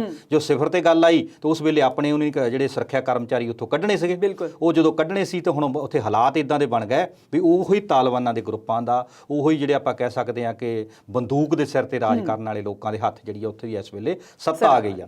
ਪਰ ਹੁਣ ਜਿਹੜੀ ਬ੍ਰਿਕਸ ਵਿੱਚ ਤੁਸੀਂ ਗੱਲ ਕੀਤੀ ਆ ਕਿ ਉਹਨਾਂ ਨੇ ਸ਼ਰਤ ਰੱਖੀ ਆ ਵੀ ਜਿੰਨਾ ਚਿਰ ਆਲਮੀ ਭਾਈਚਾਰੇ ਦੀ ਸਾਰੀਆਂ ਸ਼ਰਤਾਂ ਨਹੀਂ ਮੰਨਣਗੇ ਲੋਕ, ਉਹਨਾਂ ਚਿਰ ਇਹਨਾਂ ਨੂੰ ਦਰਜਾ ਨਹੀਂ ਦਿੱਤਾ ਜਾਊਗਾ। ਚੰਗੀ ਗੱਲ ਆ, ਪਰ ਜਿੱਦਾਂ ਦੀਆਂ ਉੱਥੋਂ ਖਬਰਾਂ ਆ ਰਹੀਆਂ ਆ, ਜਿੱਦਾਂ ਦਾ ਉੱਥੇ ਅਤਿਆਚਾਰ ਤਸ਼ੱਦਦ ਹਜੇ ਵੀ ਹੋ ਰਿਹਾ ਆ, ਤੇ ਹਜੇ ਵੀ ਉੱਥੇ ਇੱਕ ਗਰੁੱਪ ਨਹੀਂ ਹੈਗਾ, ਇਹਨਾਂ ਦੇ ਵੀ ਗਾਂ ਕਿੰਨੇ ਕਿੰਨੇ ਹਕਾਨੀ ਗਰੁੱਪ ਆ, ਕੁਝ ਪਿੱਛੋਂ ਪਾਕਿਸਤਾਨ ਸਪਾਂਸਰਡ ਆ, ਕੁਝ ਹੋਰ ਦੇਸ਼ਾਂ ਦੇ ਨਾਲ ਇਹਨਾਂ ਦੀਆਂ ਕਈ ਜਿਹੜੇ ਝਗੜੇ ਬੰਦੇ ਹੈਗੇ ਆ, ਉਹ ਵੱਖ-ਵੱਖ ਜਥੇਬੰਦੀਆਂ ਹੁਣ ਆਪਸ ਵਿੱਚ ਹੀ ਵੀ ਇਹ ਰਲ ਮਿਲ ਕੇ ਰਾਜ ਚਲਾ ਲੈਂਦੇ ਜਾਂ ਨਹੀਂ ਚਲਾ ਦਿੰਦੇ, ਇਹ ਤਾਂ ਆਉਣ ਵਾਲਾ ਸਮਾਂ ਹੀ ਦੱਸੂਗਾ। ਪਰ ਜਿਸ ਤਰ੍ਹਾਂ ਦਾ ਮਾਹੌਲ ਇਸ ਵੇਲੇ ਅਫਗਾਨਿਸਤਾਨ 'ਚ ਪੈਦਾ ਹੋਇਆ ਆ, ਉਹਨੂੰ ਦੇਖ ਕੇ ਲੱਗਦਾ ਆ ਕਿ ਹਜੇ ਜਿਹੜੀ ਉੱਥੇ ਕਿਸੇ ਨਾ ਕਿਸੇ ਤਰ੍ਹਾਂ ਸ਼ਾਂਤੀ ਹੋਣ ਦੇ ਆਸਾਰ ਨਹੀਂ ਲੱਗਦੇ।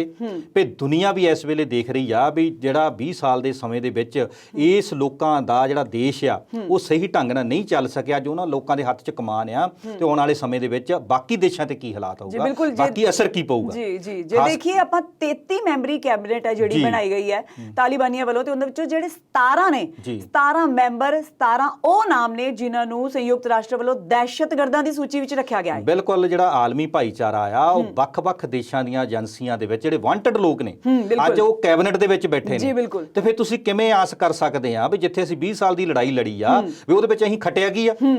ਜੇ 17 ਬੰਦੇ 33 ਦੇ ਵਿੱਚੋਂ ਜਿਹੜਾ ਆਲਮੀ ਭਾਈਚਾਰੇ ਦੇ ਵਾਂਟਡ ਆ, ਜਿਹੜੇ ਵੱਖ-ਵੱਖ ਦੇਸ਼ਾਂ ਦੀਆਂ ਏਜੰਸੀਆਂ ਨੂੰ ਚਾਹੀਦੇ ਨੇ, ਤੇ ਅੱਜ ਉੱਥੇ ਰਾਜ ਚਲਾ ਰਹੇ ਆ, ਕੀ ਉਹ ਤੁਹਾਡੇ ਨਾਲ ਟੇਬਲ ਤੇ ਬੈਠ ਕੇ ਕੱਲ੍ਹ ਨੂੰ ਜਦੋਂ ਮੀਟਿੰਗਾਂ ਹੋਣੀਆਂ ਆ, ਦੇਸ਼ਾਂ ਦੀਆਂ ਮੀਟਿੰਗਾਂ ਹੋਣੀਆਂ, ਤੇ ਉਹ ਬੈਠ ਕੇ ਤੁਹਾਡੇ ਨਾਲ ਮੀਟਿੰਗਾਂ ਨਹੀਂ ਕਰਨਗੇ? ਇਸ ਕਰਕੇ ਲੱਗ ਰਿਹਾ ਕਿ ਜਿਹੜਾ ਅਫਗਾਨਿਸਤਾਨ ਦਾ ਮਸਲਾ ਆ ਉਹ ਪ੍ਰਭਾਵਿਤ ਲਾਗੇ ਸਾਰੇ ਦੇਸ਼ਾਂ ਨੂੰ ਕਰੂਗਾ, ਉਹ ਪਾਕਿਸਤਾਨ ਨੂੰ ਵੀ ਪ੍ਰਭਾਵਿਤ ਕਰੇਗਾ। ਚਾਈਨਾ ਦਾ ਬੜਾ ਵੱਡਾ ਉੱਥੇ ਇਸ ਵੇਲੇ ਚੱਲ ਰਿਹਾ ਪੈਸਾ ਲੱਗਾ ਹੋਇਆ, ਭਾਰਤ ਦਾ ਬੜਾ ਵੱਡਾ ਪੈਸਾ ਲੱਗਾ ਹੋਇਆ। ਕਿਸੇ ਨੂੰ ਪਤਾ ਨਹੀਂ ਸੀ ਇਸ ਗੱਲ ਦਾ ਵੀ ਇਹ ਦੁਬਾਰਾ ਜਿਹੜੀ ਆ ਸਰਕਾਰ ਚੱਲ ਜੂਗੀ ਤਾਂ ਜਿਹੜਾ ਤਾਲਿਬਾਨ ਗਰੁੱਪ ਉੱਥੇ ਹਾਵੀ ਹੋ ਜਾਊਗਾ। ਇਸ ਕਰਕੇ ਆਉਣ ਵਾਲੇ ਸਮੇਂ ਦੇ ਵਿੱਚ ਅਫਗਾਨਿਸਤਾਨ ਦਾ ਮਸਲਾ ਹੱਲ ਹੁੰਦਾ ਜਾਂ ਨਹੀਂ ਹੁੰਦਾ, ਪਰ ਲਾਗੇ ਛਾਗੇ ਜਿਹੜੇ ਹੋਰ ਦੇਸ਼ ਆ ਉਹਨਾਂ ਦਾ ਮਸਲਾ ਵਿਗਾੜਨ ਦੇ ਵਿੱਚ ਇਹ ਤਾਲਿਬਾਨ ਸਰਕਾਰ ਜਾਂ ਅਫਗਾਨਿਸਤਾਨ ਦੀ ਜਿਹੜੀ ਹੁਣ ਦੀ ਨਵੀਂ ਸਰਕਾਰ ਆ ਉਹ ਰੋਲ ਅਦਾ ਜ਼ਰੂਰ ਕਰੂਗੀ। ਜੀ ਬਿਲਕੁਲ, ਤੁਸੀਂ ਤਖਤਾ ਪਲਟਣ ਦੀ ਤੇ ਗੱਲ ਕੀਤੀ ਹੈ। ਜੇ ਅਸੀਂ ਤਖਤਾ ਪਲਟਣ ਦੀ ਗੱਲ ਕਰੀਏ ਤਾਂ ਸ਼ਾਇਦ ਮੈਨੂੰ ਲੱਗਦਾ ਕਿ ਭਾਰਤ ਦੇ ਵਿੱਚ ਭਾਜਪਾ ਸਰਕਾਰ ਵੀ ਜਿਹੜੀ ਮਮਤਾ ਬੈਨਰਜੀ ਹੈ ਉਹਦਾ ਤਖਤਾ ਪਲਟਣ ਦੀ ਤਿਆਰੀ ਵਿੱਚ ਹੈ, ਕਿਉਂਕਿ ਹੁਣ ਦੁਬਾਰਾ ਪੱਛਮ ਬੰਗਾਲ ਦੇ ਵਿੱਚ ਜ਼ਿਮਨੀ ਚੋਣ ਹੋਣ ਜਾ ਰਹੀ ਹੈ ਤੇ TMC ਤੋਂ ਜਿਹੜੇ ਮੁੱਖ ਮੰਤਰੀ ਮਮਤਾ ਬੈਨਰਜੀ ਨੇ ਉਹਨਾਂ ਦੇ ਅਗੇਂਸਟ ਭਾਜਪਾ ਵੱਲੋਂ ਪ੍ਰਿਯੰਕਾ ਟਿਬਰੀਵਾਲ ਨੂੰ ਖੜਾ ਕਰ ਦਿੱਤਾ ਗਿਆ ਹੈ ਤੇ ਹੁਣ ਚੋਣਾਂ ਸਿਰ ਤੇ ਆ ਗਈਆਂ ਨੇ। ਬਹੁਤ ਜ਼ਰੂਰੀ ਹੈ ਮਮਤਾ ਬੈਨਰਜੀ ਲਈ ਇਹ ਸੀਟ ਜਿੱਤਣੀ, ਕਿਉਂਕਿ ਜੇ ਉਹ ਮੁੱਖ ਮੰਤਰੀ ਦੇ ਅਹੁਦੇ ਤੇ ਬਣੇ ਰਹਿਣਾ ਚਾਹੁੰਦੇ ਨੇ। ਕੀ ਕਹਿਣਾ ਚਾਹੋਗੇ ਸਾਰੇ ਘਟਨਾਕ੍ਰਮ ਤੇ? ਜਿਹੜੀ ਤੁਸੀਂ ਗੱਲ ਕਰ ਰਹੇ ਆ ਕਿ ਪੱਛਮੀ ਬੰਗਾਲ ਦੀ ਜਦੋਂ ਇਲੈਕਸ਼ਨ ਸਟਾਰਟ ਹੁੰਦੀ ਤਾਂ ਉਸ ਵੇਲੇ ਤੋਂ ਪਹਿਲਾਂ ਜਿਹੜਾ ਕਿਸਾਨ ਮੋਰਚਾ ਦਿੱਲੀ ਲੱਗ ਚੁੱਕਾ ਸੀ। ਜੀ ਬਿਲਕੁਲ, 26 ਜਨਵਰੀ ਦੀ ਘਟਨਾ ਤੋਂ ਬਾਅਦ ਕਿਸਾਨ ਜਥੇਬੰਦੀਆਂ ਦੀ ਸਰਕਾਰ ਨਾਲ ਗੱਲ ਵੀ ਟੁੱਟ ਚੁੱਕੀ ਸੀ। ਜਥੇਬੰਦੀਆਂ ਨੇ ਵੀ ਐਲਾਨ ਕਰ ਦਿੱਤਾ ਵੀ ਜੇ ਹੁਣ ਸਾਡੇ ਨਾਲ ਕੋਈ ਗੱਲ ਨਹੀਂ ਕਰਨੀ, ਵੀ ਜਿਹੜਾ ਤੁਸੀਂ ਇਸ ਵੇਲੇ ਪੱਛਮੀ ਬੰਗਾਲ ਨੂੰ ਮੁੱਢ ਬੰਨਣਾ ਚਾਹੁੰਦੇ ਆ, ਪੱਛਮੀ ਬੰਗਾਲ ਜਿੱਤ ਕੇ ਤੁਸੀਂ 5 ਰਾਜ ਜਿਹੜੇ ਹੁਣ ਪੰਜਾਬ ਸਮੇਤ ਉੱਤਰਾਖੰਡ ਤੇ ਯੂਪੀ ਦੇ ਨਾਲ ਆਉਣੇ ਆ, ਵੀ ਤੁਸੀਂ ਇੱਕ ਮੁੱਢ ਬੰਨਣਾ ਚਾਹੁੰਦੇ, ਫਿਰ ਮੁੱਢ ਤੁਹਾਨੂੰ ਅਸੀਂ ਵੀ ਨਹੀਂ ਬੰਨਣ ਦੇਣਾ। ਕਿਸਾਨ ਜਥੇਬੰਦੀਆਂ ਨੇ ਵੀ ਉੱਥੇ ਜਾ ਕੇ ਪ੍ਰਚਾਰ ਕੀਤਾ। ਉਸ ਵੇਲੇ ਤੱਕ ਜੋ ਸੈਂਟਰ ਸਰਕਾਰ ਤੋਂ ਉੱਥੇ ਵਧੀਕੀਆਂ ਹੋ ਸਕਦੀਆਂ ਸੀ, ਜੋ ਮੋਦੀ ਸਰਕਾਰ ਤੋਂ ਉੱਥੇ ਤਾਮ ਝਾਮ ਵਰਤ ਹੋ ਸਕਦਾ ਸੀ ਸਰਕਾਰੀ ਤੌਰ ਤੇ, ਉਹਨਾਂ ਨੇ ਵਰਤਿਆ। ਉਸ ਵੇਲੇ ਤੱਕ ਇਦਾਂ ਦੇ ਹਾਲਾਤ ਸੀ, ਹਜੇ ਪਹਿਲੀ ਲਹਿਰ ਜਿਹੜੀ ਕੋਵਿਡ ਦੀ ਸੀਗੀ ਉਹ ਸਮਾਪਤ ਹੋ ਗਈ ਸੀ, ਤੇ ਜਦੋਂ ਦੂਜੀ ਲਹਿਰ ਦੇ ਆਉਣ ਦਾ ਜਿਹੜਾ ਪੂਰੀ ਦੁਨੀਆ ਦੇ ਵਿੱਚ ਉਸ ਵੇਲੇ ਡਾਂਕਾ ਵੱਜ ਗਿਆ ਸੀ ਵੀ ਦੂਜੀ ਲਹਿਰ ਇਸ ਤੋਂ ਖਤਰਨਾਕ ਆ ਸਕਦੀ ਹੈ। ਪਰ ਉਸ ਵੇਲੇ ਤੱਕ ਜਿਹੜੇ ਮੋਦੀ ਸਰਕਾਰ ਆ ਜਾਂ ਕੈਪਟਨ ਦੇ ਦੂਸਰੇ ਸੈਂਟਰ ਦੇ ਵਜ਼ੀਰ ਆ, ਜਿਹੜੇ ਸੈਂਟਰ ਦੇ ਵਜ਼ੀਰ ਆ, ਉਹ 200 ਦੇ ਨੇੜੇ ਤੇੜੇ ਸਾਰੇ ਭਾਰਤ ਦੇ ਵਿੱਚੋਂ MP ਇਕੱਠੇ ਹੋ ਕੇ ਜਾ ਕੇ ਬੰਗਾਲ ਦੇ ਵਿੱਚ ਕੰਪੇਨ ਕਰਦੇ ਸੀ। ਜਿਸ ਵੇਲੇ ਬੈੱਡਾਂ ਦਾ ਪ੍ਰਬੰਧ ਕਰਨਾ ਸੀ, ਜਿਸ ਵੇਲੇ ਟੀਕਿਆਂ ਦਾ ਪ੍ਰਬੰਧ ਕਰਨਾ ਸੀ, ਜਿਸ ਵੇਲੇ ਆਕਸੀਜਨ ਦਾ ਪ੍ਰਬੰਧ ਕਰਨਾ ਸੀ, ਉਸ ਵੇਲੇ ਭਾਜਪਾ ਜਾ ਕੇ ਬੰਗਾਲ ਦੇ ਵਿੱਚ ਆਪਣੀ ਇਲੈਕਸ਼ਨ 2-2 ਲੱਖ ਬੰਦਾ ਇਕੱਠਾ ਕਰਕੇ ਪ੍ਰਧਾਨ ਮੰਤਰੀ ਰੈਲੀਆਂ ਕਰ ਰਹੇ ਸੀਗੇ। ਪਰ ਉੱਥੇ ਆਣ ਕੇ ਜੇ ਤੁਸੀਂ ਗੱਲ ਮਮਤਾ ਬੈਨਰਜੀ ਦੀ ਕੀਤੀ ਆ, ਪ੍ਰਸ਼ਾਂਤ ਕਿਸ਼ੋਰ ਜਿਹੜੇ ਸੀ ਉਹਦੇ ਨੀਤੀ ਘਾੜੇ ਸੀ, ਉਹਨਾਂ ਨੇ ਇੱਕ ਫੈਕਟ ਕੱਟ ਕੇ ਪਹਿਲਾਂ ਦੱਸ ਦਿੱਤਾ ਸੀਗਾ ਵੀ ਜੋ ਮਰਜ਼ੀ BJP ਕਰ ਲਵੇ, ਸੀਟਾਂ ਵਧਾ ਸਕਦੇ ਆ ਪਰ ਸੱਤਾ 'ਚ ਨਹੀਂ ਆ ਸਕਦੇ। ਪਰ ਇਹ ਗੱਲ ਕਿਸੇ ਨੂੰ ਹਜਮ ਨਹੀਂ ਸੀ ਹੁੰਦੀ। ਪਰ ਜਿਸ ਤਰ੍ਹਾਂ ਉਹਨਾਂ ਨੇ ਮਮਤਾ ਬੈਨਰਜੀ ਨੂੰ ਘੁੰਮਣ ਘੇਰੀ ਚ ਪਾਉਣ ਲਈ ਸ਼ਿਵੇਂਦੂ ਅਧਿਕਾਰੀ ਜਿਹੜੇ ਕਿ 2 ਨੰਬਰ ਦੇ ਲੀਡਰ ਮੰਨੇ ਜਾਂਦੇ ਸੀ ਤ੍ਰਿਣਮੂਲ ਕਾਂਗਰਸ ਦੇ, ਕਿਉਂਕਿ ਬਹੁਤ ਜ਼ਿਆਦਾ ਖਾਸਮ ਖਾਸ ਮਮਤਾ ਬੈਨਰਜੀ ਜੀ ਸੀਗੇ। ਮਮਤਾ ਬੈਨਰਜੀ ਨੂੰ ਹਰਾਉਣ ਦੇ ਵਿੱਚ ਸ਼ਿਵੇਂਦੂ ਅਧਿਕਾਰੀ ਤਾਂ ਕਾਮਯਾਬ ਰਹੇ, ਪਰ ਭਾਜਪਾ ਜਿਹੜੀਆਂ ਆਪਣੀਆਂ ਜੜ੍ਹਾਂ ਬੰਗਾਲ ਚ ਲਾਉਣੀਆਂ ਚਾਹੁੰਦੀ ਸੀ ਉਹ ਨਹੀਂ ਲੱਗੀਆਂ। ਉਸ ਤੋਂ ਬਾਅਦ ਹਾਰਨ ਤੋਂ ਬਾਅਦ ਮਮਤਾ ਬੈਨਰਜੀ ਬੰਗਾਲ ਦੇ ਮੁੱਖ ਮੰਤਰੀ ਬਣ ਜਾਂਦੇ ਆ ਔਰ ਪਹਿਲਾਂ ਨਾਲੋਂ ਵੀ ਬਹੁਤ ਵੱਡਾ ਬਹੁਮਤ ਲੈ ਕੇ ਬਣਦੇ। ਕਾਨੂੰਨ ਦੇ ਮੁਤਾਬਕ ਉਹਨਾਂ ਨੂੰ 6 ਮਹੀਨੇ ਦੇ ਵਿੱਚ ਕਿਸੇ ਵੀ ਸੀਟ ਤੋਂ ਵਿਧਾਨ ਸਭਾ ਇਲੈਕਸ਼ਨ ਲੜ ਕੇ ਉਹਨਾਂ ਨੂੰ ਐਮਐਲਏ ਬਣਨਾ ਜ਼ਰੂਰੀ ਆ। ਤੇ ਹੁਣ ਇਸੇ ਕਰਕੇ ਉਹਨਾਂ ਨੇ ਫਿਰ ਕਿਸੇ ਆਪਣੇ ਇੱਕ ਸਾਥੀ ਦਾ ਜਿਹੜਾ ਅਸਤੀਫਾ ਦਵਾ ਕੇ ਸੀਟ ਬੇਲੀ ਕਰਾਈ ਆ ਤੇ ਉੱਤੇ ਉਪਚੋਣ ਹੋ ਰਹੀ ਆ। ਹਰਪ੍ਰੀਤ ਜੀ, ਆਪਾਂ ਦੇਖਦੇ ਆ ਕਿ ਜਿਵੇਂ ਸਰਕਾਰ ਸਟੇਟ ਦੀ ਹੁੰਦੀ ਆ, ਸੱਤਾਧਾਰੀ ਜਿਹੜੀ ਇਲੈਕਸ਼ਨ ਆ ਉਹ ਪਾਰਟੀ ਜਿੱਤ ਹੀ ਜਾਂਦੀ ਹੁੰਦੀ ਆ, ਪਰ ਫਿਰ ਵੀ ਜਿਹੜਾ ਮਮਤਾ ਬੈਨਰਜੀ ਦਾ ਉਸ ਪਹਿਲਾਂ ਸ਼ਿਵੇਂਦੂ ਅਧਿਕਾਰੀ ਤੋਂ ਹਾਰਨਾ ਇਹ ਕਿਤੇ ਨਾ ਕਿਤੇ ਕੋਈ ਤ੍ਰਿਣਮੂਲ ਕਾਂਗਰਸ ਲਈ ਸੈਟਬੈਕ ਵੀ ਸੀ। ਪਹਿਲਾਂ ਤਾਂ ਮਮਤਾ ਬੈਨਰਜੀ ਕਹਿੰਦੇ ਵੀ ਨਹੀਂ, ਮੈਂ ਇਹਦੇ ਕੇਸ ਕਰੂੰਗੀ ਵੀ ਮੈਂ ਜਿੱਤੀ ਹੋਈ ਸੀ, ਮੈਨੂੰ ਜਿੱਤੀ ਨੂੰ ਅਧਿਕਾਰੀਆਂ ਨੇ ਹਰਾਇਆ। ਉਹਦੇ ਵਿੱਚ ਕੁਝ ਲੱਗ ਵੀ ਰਿਹਾ, ਇਫੈਕਟ ਇਦਾਂ ਦੇ ਆਏ ਵੀ ਸੀ ਵੀ ਜਿਵੇਂ ਉੱਥੇ ਦਾ ਜਿਹੜਾ ਪ੍ਰੈਜ਼ਾਈਡਿੰਗ ਅਫਸਰ ਸੀਗਾ, ਜਿਹੜਾ ਇਲੈਕਸ਼ਨ ਅਫਸਰ ਸੀਗਾ, ਵੀ ਉਹਨੇ ਕਿੱਦਾਂ ਰਿਜ਼ਲਟ ਦੇ ਵਿੱਚ ਮੌਕੇ ਤੇ ਆਣ ਕੇ ਕੀ ਬਿਆਨ ਬਦਲੇ। ਬੜਾ ਵੱਡਾ ਦਬਾਅ ਸੀ ਉਸ ਵੇਲੇ। ਹੁਣ ਦੇਖਦੇ ਆ ਕਿ ਜਿਹੜਾ ਇਸ ਵੇਲੇ ਮਮਤਾ ਬੈਨਰਜੀ ਨੂੰ ਭਾਰਤ ਦਾ ਲੀਡਰ ਵਜੋਂ ਵੀ ਦੇਖਿਆ ਜਾ ਰਿਹਾ, ਵੀ ਜਿੱਡੀ ਵੱਡੀ ਵਿਰੋਧ ਦੇ ਵਿੱਚ, ਜਿੱਡੀ ਵੱਡੀ ਲਹਿਰ ਦੇ ਵਿੱਚ ਮਮਤਾ ਬੈਨਰਜੀ ਬੰਗਾਲ ਦੇ ਵਿੱਚ ਬੈਕ ਆਉਂਦੇ ਆ, ਮੁੜ ਕੇ ਆਪਣੀ ਸੱਤਾ ਤੇ ਆਉਂਦੇ ਆ, ਕਾਬਜ ਹੁੰਦੇ ਆ, ਵੀ ਕਿਤੇ ਨਾ ਕਿਤੇ ਇਦਾਂ ਦਾ ਮਾਹੌਲ ਜਿਹੜਾ ਬਣੇ ਕਿ ਪ੍ਰਸ਼ਾਂਤ ਕਿਸ਼ੋਰ ਜੀ ਉਹਨਾਂ ਦੇ ਨੀਤੀ ਘਾੜੇ ਆ ਤੇ ਅੱਜ ਉਹ ਰਾਹੁਲ ਗਾਂਧੀ ਦੀ ਨੀਤੀ ਘਾੜੇ ਆ। ਉਹ ਕਰ ਰਹੇ ਆ ਕੁਛ ਨਾ ਕੁਛ ਸ਼ਰਦ ਪਵਾਰ ਨੂੰ ਲੈ ਕੇ, ਬਾਕੀ ਜਿੰਨੇ ਇੱਕ ਬੀਜੇਪੀ ਦੇ ਵਿਰੋਧੀ ਦਲ ਆ ਉਹਨਾਂ ਨੂੰ ਇਕੱਠੇ ਕਰਕੇ ਭਾਰਤ ਦੇ ਤੌਰ ਤੇ, ਭਾਰਤ ਪੱਧਰ ਦਾ ਇੱਕ ਇਦਾਂ ਦਾ ਗੱਠਜੋੜ ਖੜਾ ਕਰਨਾ ਚਾਹੁੰਦੇ ਆ ਜਿਹੜਾ ਭਾਜਪਾ ਨੂੰ ਕੇਂਦਰੀ ਤੌਰ ਤੇ ਮਤਲਬ ਵੱਡੇ ਤੌਰ ਤੇ ਕੋਈ ਵਿਰੋਧ ਦੇ ਸਕੇ ਤੇ ਆਉਣ ਵਾਲੀ ਜਿਹੜੀ 2024 ਦੇ ਵਿੱਚ ਇਲੈਕਸ਼ਨ ਆ ਉਹਦਾ ਮੁੱਢ ਵੱਜ ਸਕੇ। ਲੱਗਦਾ ਕਿ ਮਮਤਾ ਬੈਨਰਜੀ ਆਪਣੀ ਸੀਟ ਤਾਂ ਜਿੱਤ ਜਾਣਗੇ, ਪਰ ਸੀਟ ਜਿੱਤ ਕੇ ਉਹ ਭਾਰਤ ਦੀ ਰਾਜਨੀਤੀ ਤੇ ਕੀ ਅਸਰ ਪਾਉਂਦੇ ਆ ਇਹ ਆਉਣ ਵਾਲਾ ਸਮਾਂ ਦੱਸੂਗਾ। ਜੀ ਬਿਲਕੁਲ ਜੀ, ਜਾਂਦੇ ਆਪਾਂ ਇੱਕ ਗੱਲ ਕਰ ਲਈਏ ਅੱਜ ਦੀ ਬ੍ਰੇਕਿੰਗ ਨਿਊਜ਼ ਦੀ, ਹੁਣੇ ਵਾਪਰੀ, ਜਿਹੜੀ ਕਿ ਗੁਜਰਾਤ ਦੇ ਵਿੱਚ ਉੱਥੋਂ ਦੇ ਮੁੱਖ ਮੰਤਰੀ ਵਿਜੇ ਰੂਪਾਣੀ ਵੱਲੋਂ ਅਸਤੀਫਾ ਦੇ ਦਿੱਤਾ ਗਿਆ। ਤੁਹਾਨੂੰ ਕੀ ਲੱਗਦਾ ਕੀ ਕਾਰਨ ਹੋ ਸਕਦੇ ਨੇ? ਬਿਲਕੁਲ, ਹੁਣੀ ਨਿਊਜ਼ ਆਪਣੇ ਚੱਲਦੇ ਪ੍ਰੋਗਰਾਮ 'ਚ ਆ ਰਹੀ ਸੀ ਕਿ ਵਿਜੇ ਰੂਪਾਣੀ ਨੇ ਅਸਤੀਫਾ ਦੇ ਦਿੱਤਾ ਆ ਤੇ ਹਜੇ ਵੱਡੇ ਕੋਈ ਕਾਰਨਾਂ ਦਾ ਤਾਂ ਪਤਾ ਲੱਗਾ ਨਹੀਂਗਾ, ਪਰ ਜੇਕਰ ਅਸਤੀਫਾ ਦਿੱਤਾ ਆ ਕੋਈ ਨਾ ਕੋਈ ਵਜ੍ਹਾ ਤਾਂ ਬਹੁਤ ਜ਼ਰੂਰੀ ਹੋਊਗੀ, ਕਿਉਂਕਿ ਭਾਜਪਾ ਨੇ ਜਿਸ ਤਰ੍ਹਾਂ ਉੱਤਰਾਖੰਡ ਦੇ ਵਿੱਚ ਵੀ ਪਹਿਲਾਂ ਇੱਕ ਮੁੱਖ ਮੰਤਰੀ ਤੋਂ ਅਸਤੀਫਾ ਲਿਆ, ਫਿਰ ਦੂਜਾ ਲਾਇਆ, ਫਿਰ ਦੂਜੇ ਤੋਂ ਵੀ ਅਸਤੀਫਾ ਲੈ ਕੇ ਹੁਣ ਤੀਜਾ ਚੱਲ ਰਿਹਾ। ਇਸ ਤਰ੍ਹਾਂ ਕੁਛ ਨਾ ਕੁਛ ਮੋਦੀ ਸਰਕਾਰ ਨੇ ਜਾਂ ਭਾਜਪਾ ਨੇ ਕੋਈ ਵੱਡਾ ਕੋਈ ਐਕਸ਼ਨ ਪਲਾਨ ਕਰਨਾ ਹੋਊਗਾ, ਇਹ ਵੀ ਇੱਕ ਕਾਰਨ ਹੋ ਸਕਦਾ, ਤੇ ਜਾਂ ਕੋਈ ਅੰਦਰੋਂ ਜਿਹੜੀਆਂ ਕੋਈ ਵਿਰੋਧੀ ਸੁਰਾਂ ਉੱਠ ਰਹੀਆਂ ਆ ਅਮਿਤ ਸ਼ਾਹ ਤੇ ਮੋਦੀ ਦੇ ਖਿਲਾਫ, ਉਹ ਵੀ ਇੱਕ ਕਾਰਨ ਹੋ ਸਕਦਾ ਆ। ਪਰ ਜਿੰਨਾ ਚਿਰ ਹਜੇ ਕੋਈ ਵੱਡੀ ਖਬਰ ਨਿਕਲ ਕੇ ਨਹੀਂ ਆਉਂਦੀ, ਹਜੇ ਇਸ ਗੱਲ ਤੇ ਟਿੱਪਣੀ ਕਰਨੀ ਵਾਜਬ ਨਹੀਂ ਹੋਊਗੀ। ਜੀ ਬਿਲਕੁਲ ਜੀ, ਫਿਰ ਗੱਲ ਕਰ ਲੈਂਦੇ ਹਾਂ ਅਸੀਂ ਕੋਵਿਡ ਦੀ, ਕਿ ਪੰਜਾਬ ਸਰਕਾਰ ਹੈ ਜਿਹੜੀ ਉਹਦੇ ਵੱਲੋਂ ਕੋਵਿਡ 30 ਸਤੰਬਰ ਤੱਕ ਪਾਬੰਦੀਆਂ ਵਧਾ ਦਿੱਤੀਆਂ ਗਈਆਂ ਨੇ। ਤੁਹਾਨੂੰ ਕੀ ਲੱਗਦਾ ਹੈ ਕਿ ਹੁਣ ਤੀਜੀ ਲਹਿਰ ਆਉਣ ਦੀ ਸੰਭਾਵਨਾ ਹੈ? ਜਿੱਥੇ ਤੱਕ ਤਾਂ ਬਿਮਾਰੀ ਦਾ ਸਵਾਲ ਆ ਉਹ ਤਾਂ ਆਪਾਂ ਪਹਿਲਾਂ ਵੀ ਦੇਖ ਲਿਆ ਵੀ ਕਿਸ ਤਰ੍ਹਾਂ ਇੱਦਾਂ ਦੇ ਹਾਲਾਤ ਵੀ ਭਾਰਤ ਵਿੱਚ ਹੋਏ ਵੀ ਜਦੋਂ ਘੱਟੋ ਘੱਟ ਸੈਂਟਰ ਸਰਕਾਰ ਪ੍ਰਬੰਧ ਕਰਨ 'ਚ ਨਾਕਾਮ ਰਹੀ ਤੇ ਆਪਾਂ ਦਰਿਆਵਾਂ ਵਿੱਚ ਲਾਸ਼ਾਂ ਜਿਹੜੀਆਂ ਸੀ ਉਹ ਰੁਲਦੀਆਂ ਦੇਖੀਆਂ, ਰੇਤੇ ਦੇ ਵਿੱਚ ਦੱਬ ਹੁੰਦੀਆਂ ਦੇਖੀਆਂ, ਕੁੱਤੇ ਖਾਂਦੇ ਦੇਖੇ। ਇਹ ਹਾਲਾਤ ਆਪਾਂ ਆਪਣੀ ਅੱਖੀਂ ਦੇਖੇ ਆ। ਸ਼ਮਸ਼ਾਨ ਘਾਟਾਂ 'ਚ ਲਾਈਨਾਂ ਲੱਗਦੀਆਂ ਦੇਖੀਆਂ, ਹਸਪਤਾਲਾਂ ਦੇ ਵਿੱਚ ਬਹੁਤ ਵੱਡਾ ਆਪਾਂ ਦੇਖਿਆ ਕਿ ਪ੍ਰਬੰਧਾਂ ਦੀ ਘਾਟ ਪੈ ਗਈ ਸੀ। ਪਰ ਹੁਣ ਜਿਸ ਤਰ੍ਹਾਂ ਦੁਬਾਰਾ ਕੈਪਟਨ ਅਮਰਿੰਦਰ ਸਿੰਘ ਨੇ ਪੰਜਾਬ ਦੇ ਵਿੱਚ ਕੋਵਿਡ ਨੂੰ ਲੈ ਕੇ ਨਵੀਆਂ ਗਾਈਡਲਾਈਨ ਦਿੱਤੀਆਂ ਆ, ਕੱਲ ਉਹਨਾਂ ਨੇ ਵਰਚੁਅਲ ਮੀਟਿੰਗ ਕੀਤੀ ਆ ਕੋਵਿਡ ਦੇ ਸੰਬੰਧ ਵਿੱਚ ਸਾਰੇ ਅਧਿਕਾਰੀਆਂ ਦੇ ਨਾਲ, ਤੇ ਉਹਨਾਂ ਨੇ 30 ਸਤੰਬਰ ਤੱਕ ਹਜੇ ਜਿਹੜੀ ਪਾਬੰਦੀ ਵਧਾਈ ਆ ਵੀ ਜਿਹੜੇ ਸਮਾਜਿਕ ਫੰਕਸ਼ਨ ਹੋਣਗੇ ਉਹਦੇ ਵਿੱਚ ਜਿਹੜੀ ਅੱਗੇ 150 200 ਬੰਦੇ ਦੀ ਸੀਗੀ ਤਾਂ ਉਹ 300 ਬੰਦੇ ਤੱਕ ਕਰ ਦਿੱਤੀ ਆ। ਨਾਲ ਉਹਨਾਂ ਨੇ ਸਭ ਨੂੰ ਵੱਡੀ ਗੱਲ ਕੀਤੀ ਵੀ ਜਿਹੜੇ ਸਰਕਾਰੀ ਕਰਮਚਾਰੀ ਆ ਜੇ ਉਹ ਇੰਜੈਕਸ਼ਨ ਨਹੀਂ ਲਵਾਉਂਦੇ ਤੇ ਉਹ ਟੀਕਾਕਰਨ ਤੋਂ ਬਿਨਾਂ ਜਿਹੜੇ ਆ ਫਿਰ ਉਹਨਾਂ ਨੂੰ ਜਬਰੀ ਛੁੱਟੀ ਤੇ ਭੇਜਿਆ ਜਾਊਗਾ। ਤੇ ਦੂਸਰੀ ਗੱਲ ਉਹਨਾਂ ਨੇ ਕੀਤੀ ਆ ਵੀ ਜਿਹੜੇ ਸਮਾਜਿਕ ਫੰਕਸ਼ਨਾਂ ਦੇ ਵਿੱਚ ਜਿਹੜੇ ਕੰਮ ਕਰਨ ਵਾਲੇ ਲੋਕ ਨੇ, ਜਿਨ੍ਹਾਂ ਵਿੱਚ ਵੇਟਰ ਨੇ, ਹਲਵਾਈ ਨੇ, ਉਹ ਵੀ ਸਾਰਾ ਅਮਲਾ ਇਦਾਂ ਦਾ ਹੋਊਗਾ ਜਿਹੜਾ ਤੇ ਬਿਲਕੁਲ ਦੋਨੇ ਡੋਜ਼ ਜਿਹੜੀਆਂ ਉਹ ਟੀਕੇ ਦੀਆਂ ਲੱਗੀਆਂ ਹੋਣਗੀਆਂ। ਤੇ ਦੂਸਰੀ ਸਭ ਨੂੰ ਵੱਡੀ ਗੱਲ ਉਹਨਾਂ ਨੇ ਕੀਤੀ ਆ ਕਿ ਹਰ ਹਫ਼ਤੇ RT-PCR ਜਿਹੜਾ ਉਹ ਚੈੱਕ ਹੋਊਗਾ ਦੁਬਾਰਾ, ਵੀ ਟੈਸਟ ਕਰਦੇ ਰਵਾਂਗੇ ਵੀ ਕੋਈ ਦੁਬਾਰਾ ਪੋਜ਼ਿਟਿਵ ਤੇ ਨਹੀਂ ਹੋ ਰਿਹਾ। ਇਸ ਵੇਲੇ ਜਿਹੜੇ ਪੰਜਾਬ ਦੇ ਵਿੱਚ ਮਾਮਲੇ ਆ ਉਹਨਾਂ ਦੀ ਜਿਹੜੀ ਆ ਰਫ਼ਤਾਰ ਤਾਂ ਬਹੁਤ ਜ਼ਿਆਦਾ ਥੰਮ ਗਈ ਆ, ਬਹੁਤ ਘਟ ਗਏ ਆ। ਪਰ ਜਿਸ ਤਰ੍ਹਾਂ ਇਸ ਵੇਲੇ ਮੁੱਖ ਮੰਤਰੀ ਨੇ ਫੈਸਲੇ ਲਏ ਆ ਤੇ ਹੁਣ ਆਉਣ ਵਾਲੇ ਦੇਖਦੇ ਵੀ ਜਿੱਦਣ ਤੇ ਇਹਨਾਂ ਨੇ ਆਪ ਰੈਲੀਆਂ ਕਰਨੀਆਂ ਵੀ ਕੀ ਇਹ ਜਿਹੜੀਆਂ ਸਾਰੀਆਂ ਗਾਈਡਲਾਈਨ ਆ ਉਦਣ ਵੀ ਆਪਣੇ ਆਪ ਤੇ ਵੀ ਲਾਗੂ ਕਰਦੇ ਆ, ਜਾਂ ਇਸ ਚੀਜ਼ ਨੂੰ ਲੈ ਕੇ ਜਿਸ ਤਰ੍ਹਾਂ ਆਪਾਂ ਦੇਖਦੇ ਆ ਕਿ ਸਰਕਾਰਾਂ ਜਾਂ ਪਾਰਟੀਆਂ ਇੱਦਾਂ ਦੇ ਮਾਹੌਲ ਪੈਦਾ ਕਰਦੀਆਂ ਹੁੰਦੀਆਂ ਆ ਬਈ ਜਿਹੜੀ ਚੀਜ਼ ਉਹਨਾਂ ਨੂੰ ਫਿੱਟ ਬੈਠਦੀ ਆ ਉਹ ਤਾਂ ਬੜੀ ਸਖਤੀ ਨਾਲ ਇੰਪਲੀਮੈਂਟ ਹੋ ਜਾਂਦੀ, ਜਿਹੜੀ ਚੀਜ਼ ਉਹਨਾਂ ਨੂੰ ਫਿੱਟ ਨਹੀਂ ਬੈਠਦੀ ਉਹ ਫਿਰ ਕਾਨੂੰਨ ਧਰੇ ਰਹਿ ਜਾਂਦੇ ਆ। ਹੁਣ ਦੇਖਦੇ ਆ ਕਿ ਜਿਹੜਾ ਇਹ 300 ਬੰਦੇ ਦਾ ਇਕੱਠ ਜਿਹੜਾ ਹੋ ਗਿਆ ਆ ਤੇ ਉਸ ਤੋਂ ਜਿਹੜੀ ਛੋਟਾਂ ਦਿੱਤੀਆਂ ਤੇ ਜਿਹੜੀਆਂ ਪਾਬੰਦੀਆਂ ਲਾਈਆਂ 30 ਤਰੀਕ ਤੱਕ, ਬਈ ਜਿਹੜੀ ਅਗਲੀ ਲਹਿਰ ਆ ਰਹੀ ਆ ਉਹ ਆ ਰਹੀ ਆ ਜਾਂ ਨਹੀਂ ਆ ਰਹੀ, ਇਹ ਤਾਂ ਸਰਕਾਰ ਦੀਆਂ ਜਿਹੜੀਆਂ ਰਿਪੋਰਟਾਂ ਆ ਰਹੀਆਂ ਆਪਾਂ ਤਾਂ ਉਹਨਾਂ ਮੁਤਾਬਕ ਹੀ ਗੱਲ ਕਰਦੇ ਹਾਂ। ਪਰ ਟੀਕਾਕਰਨ ਨੂੰ ਲੈ ਕੇ ਜਦੋਂ ਸਖਤੀ ਪੰਜਾਬ ਸਰਕਾਰ ਨੇ ਦਿਖਾਈ ਆ ਤੇ ਖਾਸ ਕਰਕੇ ਸਰਕਾਰੀ ਮੁਲਾਜ਼ਮਾਂ ਤੇ ਹੁਣ ਲੱਗਦਾ ਕਿ ਟੀਕਾਕਰਨ ਜਿਹੜਾ ਆ ਉਹ 28 ਦਿਨ ਦੇ ਅੰਦਰ, ਪਹਿਲਾਂ 45 ਦਿਨ ਸੀ, 90 ਦਿਨ ਸੀਗਾ, ਹੁਣ ਉਹ 28 ਦਿਨ ਦੇ ਅੰਦਰ ਵੀ ਉਹਨਾਂ ਨੇ ਕਹਿਤਾ ਵੀ ਦੂਜੀ ਡੋਜ਼ ਜਿਹੜੀ 28 ਦਿਨ ਦੇ ਅੰਦਰ ਦੇ ਦਿੱਤੀ ਜਾਵੇ। ਜੀ ਬਿਲਕੁਲ ਜੀ, ਇਹ ਤਾਂ ਲੋਕਾਂ ਵਾਸਤੇ ਤਾਂ ਚਲੋ ਖੈਰ ਹੈ ਹੀ ਹੈ ਕਿ ਬਹੁਤ ਡਰ ਦੀ ਗੱਲ ਹੈ ਕਿ ਤੀਜੀ ਲਹਿਰ ਆਏਗੀ ਜਾਂ ਨਹੀਂ ਆਏਗੀ, ਸਰਕਾਰ ਕਿਵੇਂ ਇੰਪਲੀਮੈਂਟ ਕਰਦੀ ਹੈ ਇਹਨਾਂ ਸਾਰੇ ਰੂਲਸ ਰੈਗੂਲੇਸ਼ਨਸ ਨੂੰ ਤੇ ਲੋਕ ਇਹਦਾ ਕਿੰਨਾ ਕੁ ਪਾਲਣ ਕਰਦੇ ਨੇ, ਇਹ ਤਾਂ ਆਉਣ ਵਾਲਾ ਸਮਾਂ ਹੀ ਦੱਸੇਗਾ। ਪਰ ਤੁਸੀਂ ਆ ਕੇ ਸਾਡੇ ਦਰਸ਼ਕਾਂ ਨਾਲ ਆਪਣੇ ਵਿਚਾਰ ਸਾਂਝੇ ਕੀਤੇ, ਇਹਦੇ ਲਈ ਤੁਹਾਡਾ ਬਹੁਤ-ਬਹੁਤ ਸ਼ੁਕਰੀਆ। ਮਿਹਰਬਾਨੀ ਜੀ। ਸੋ ਇਹ ਸੀ ਅੱਜ ਦਾ ਪ੍ਰੋਗਰਾਮ ਵਿਚਾਰ ਚਰਚਾ। ਹੋਰ ਨਵੇਂ ਵਿਚਾਰ ਲੈ ਕੇ ਤੇ ਉਹਨਾਂ ਦੀ ਨਵੀਂ ਚਰਚਾ ਲੈ ਕੇ ਫਿਰ ਤੋਂ ਹਾਜ਼ਰ ਹੋਵਾਂਗੇ। ਤਦ ਤੱਕ ਲਈ ਆਗਿਆ ਦਿਓ। ਸਤਿ ਸ਼੍ਰੀ ਅਕਾਲ।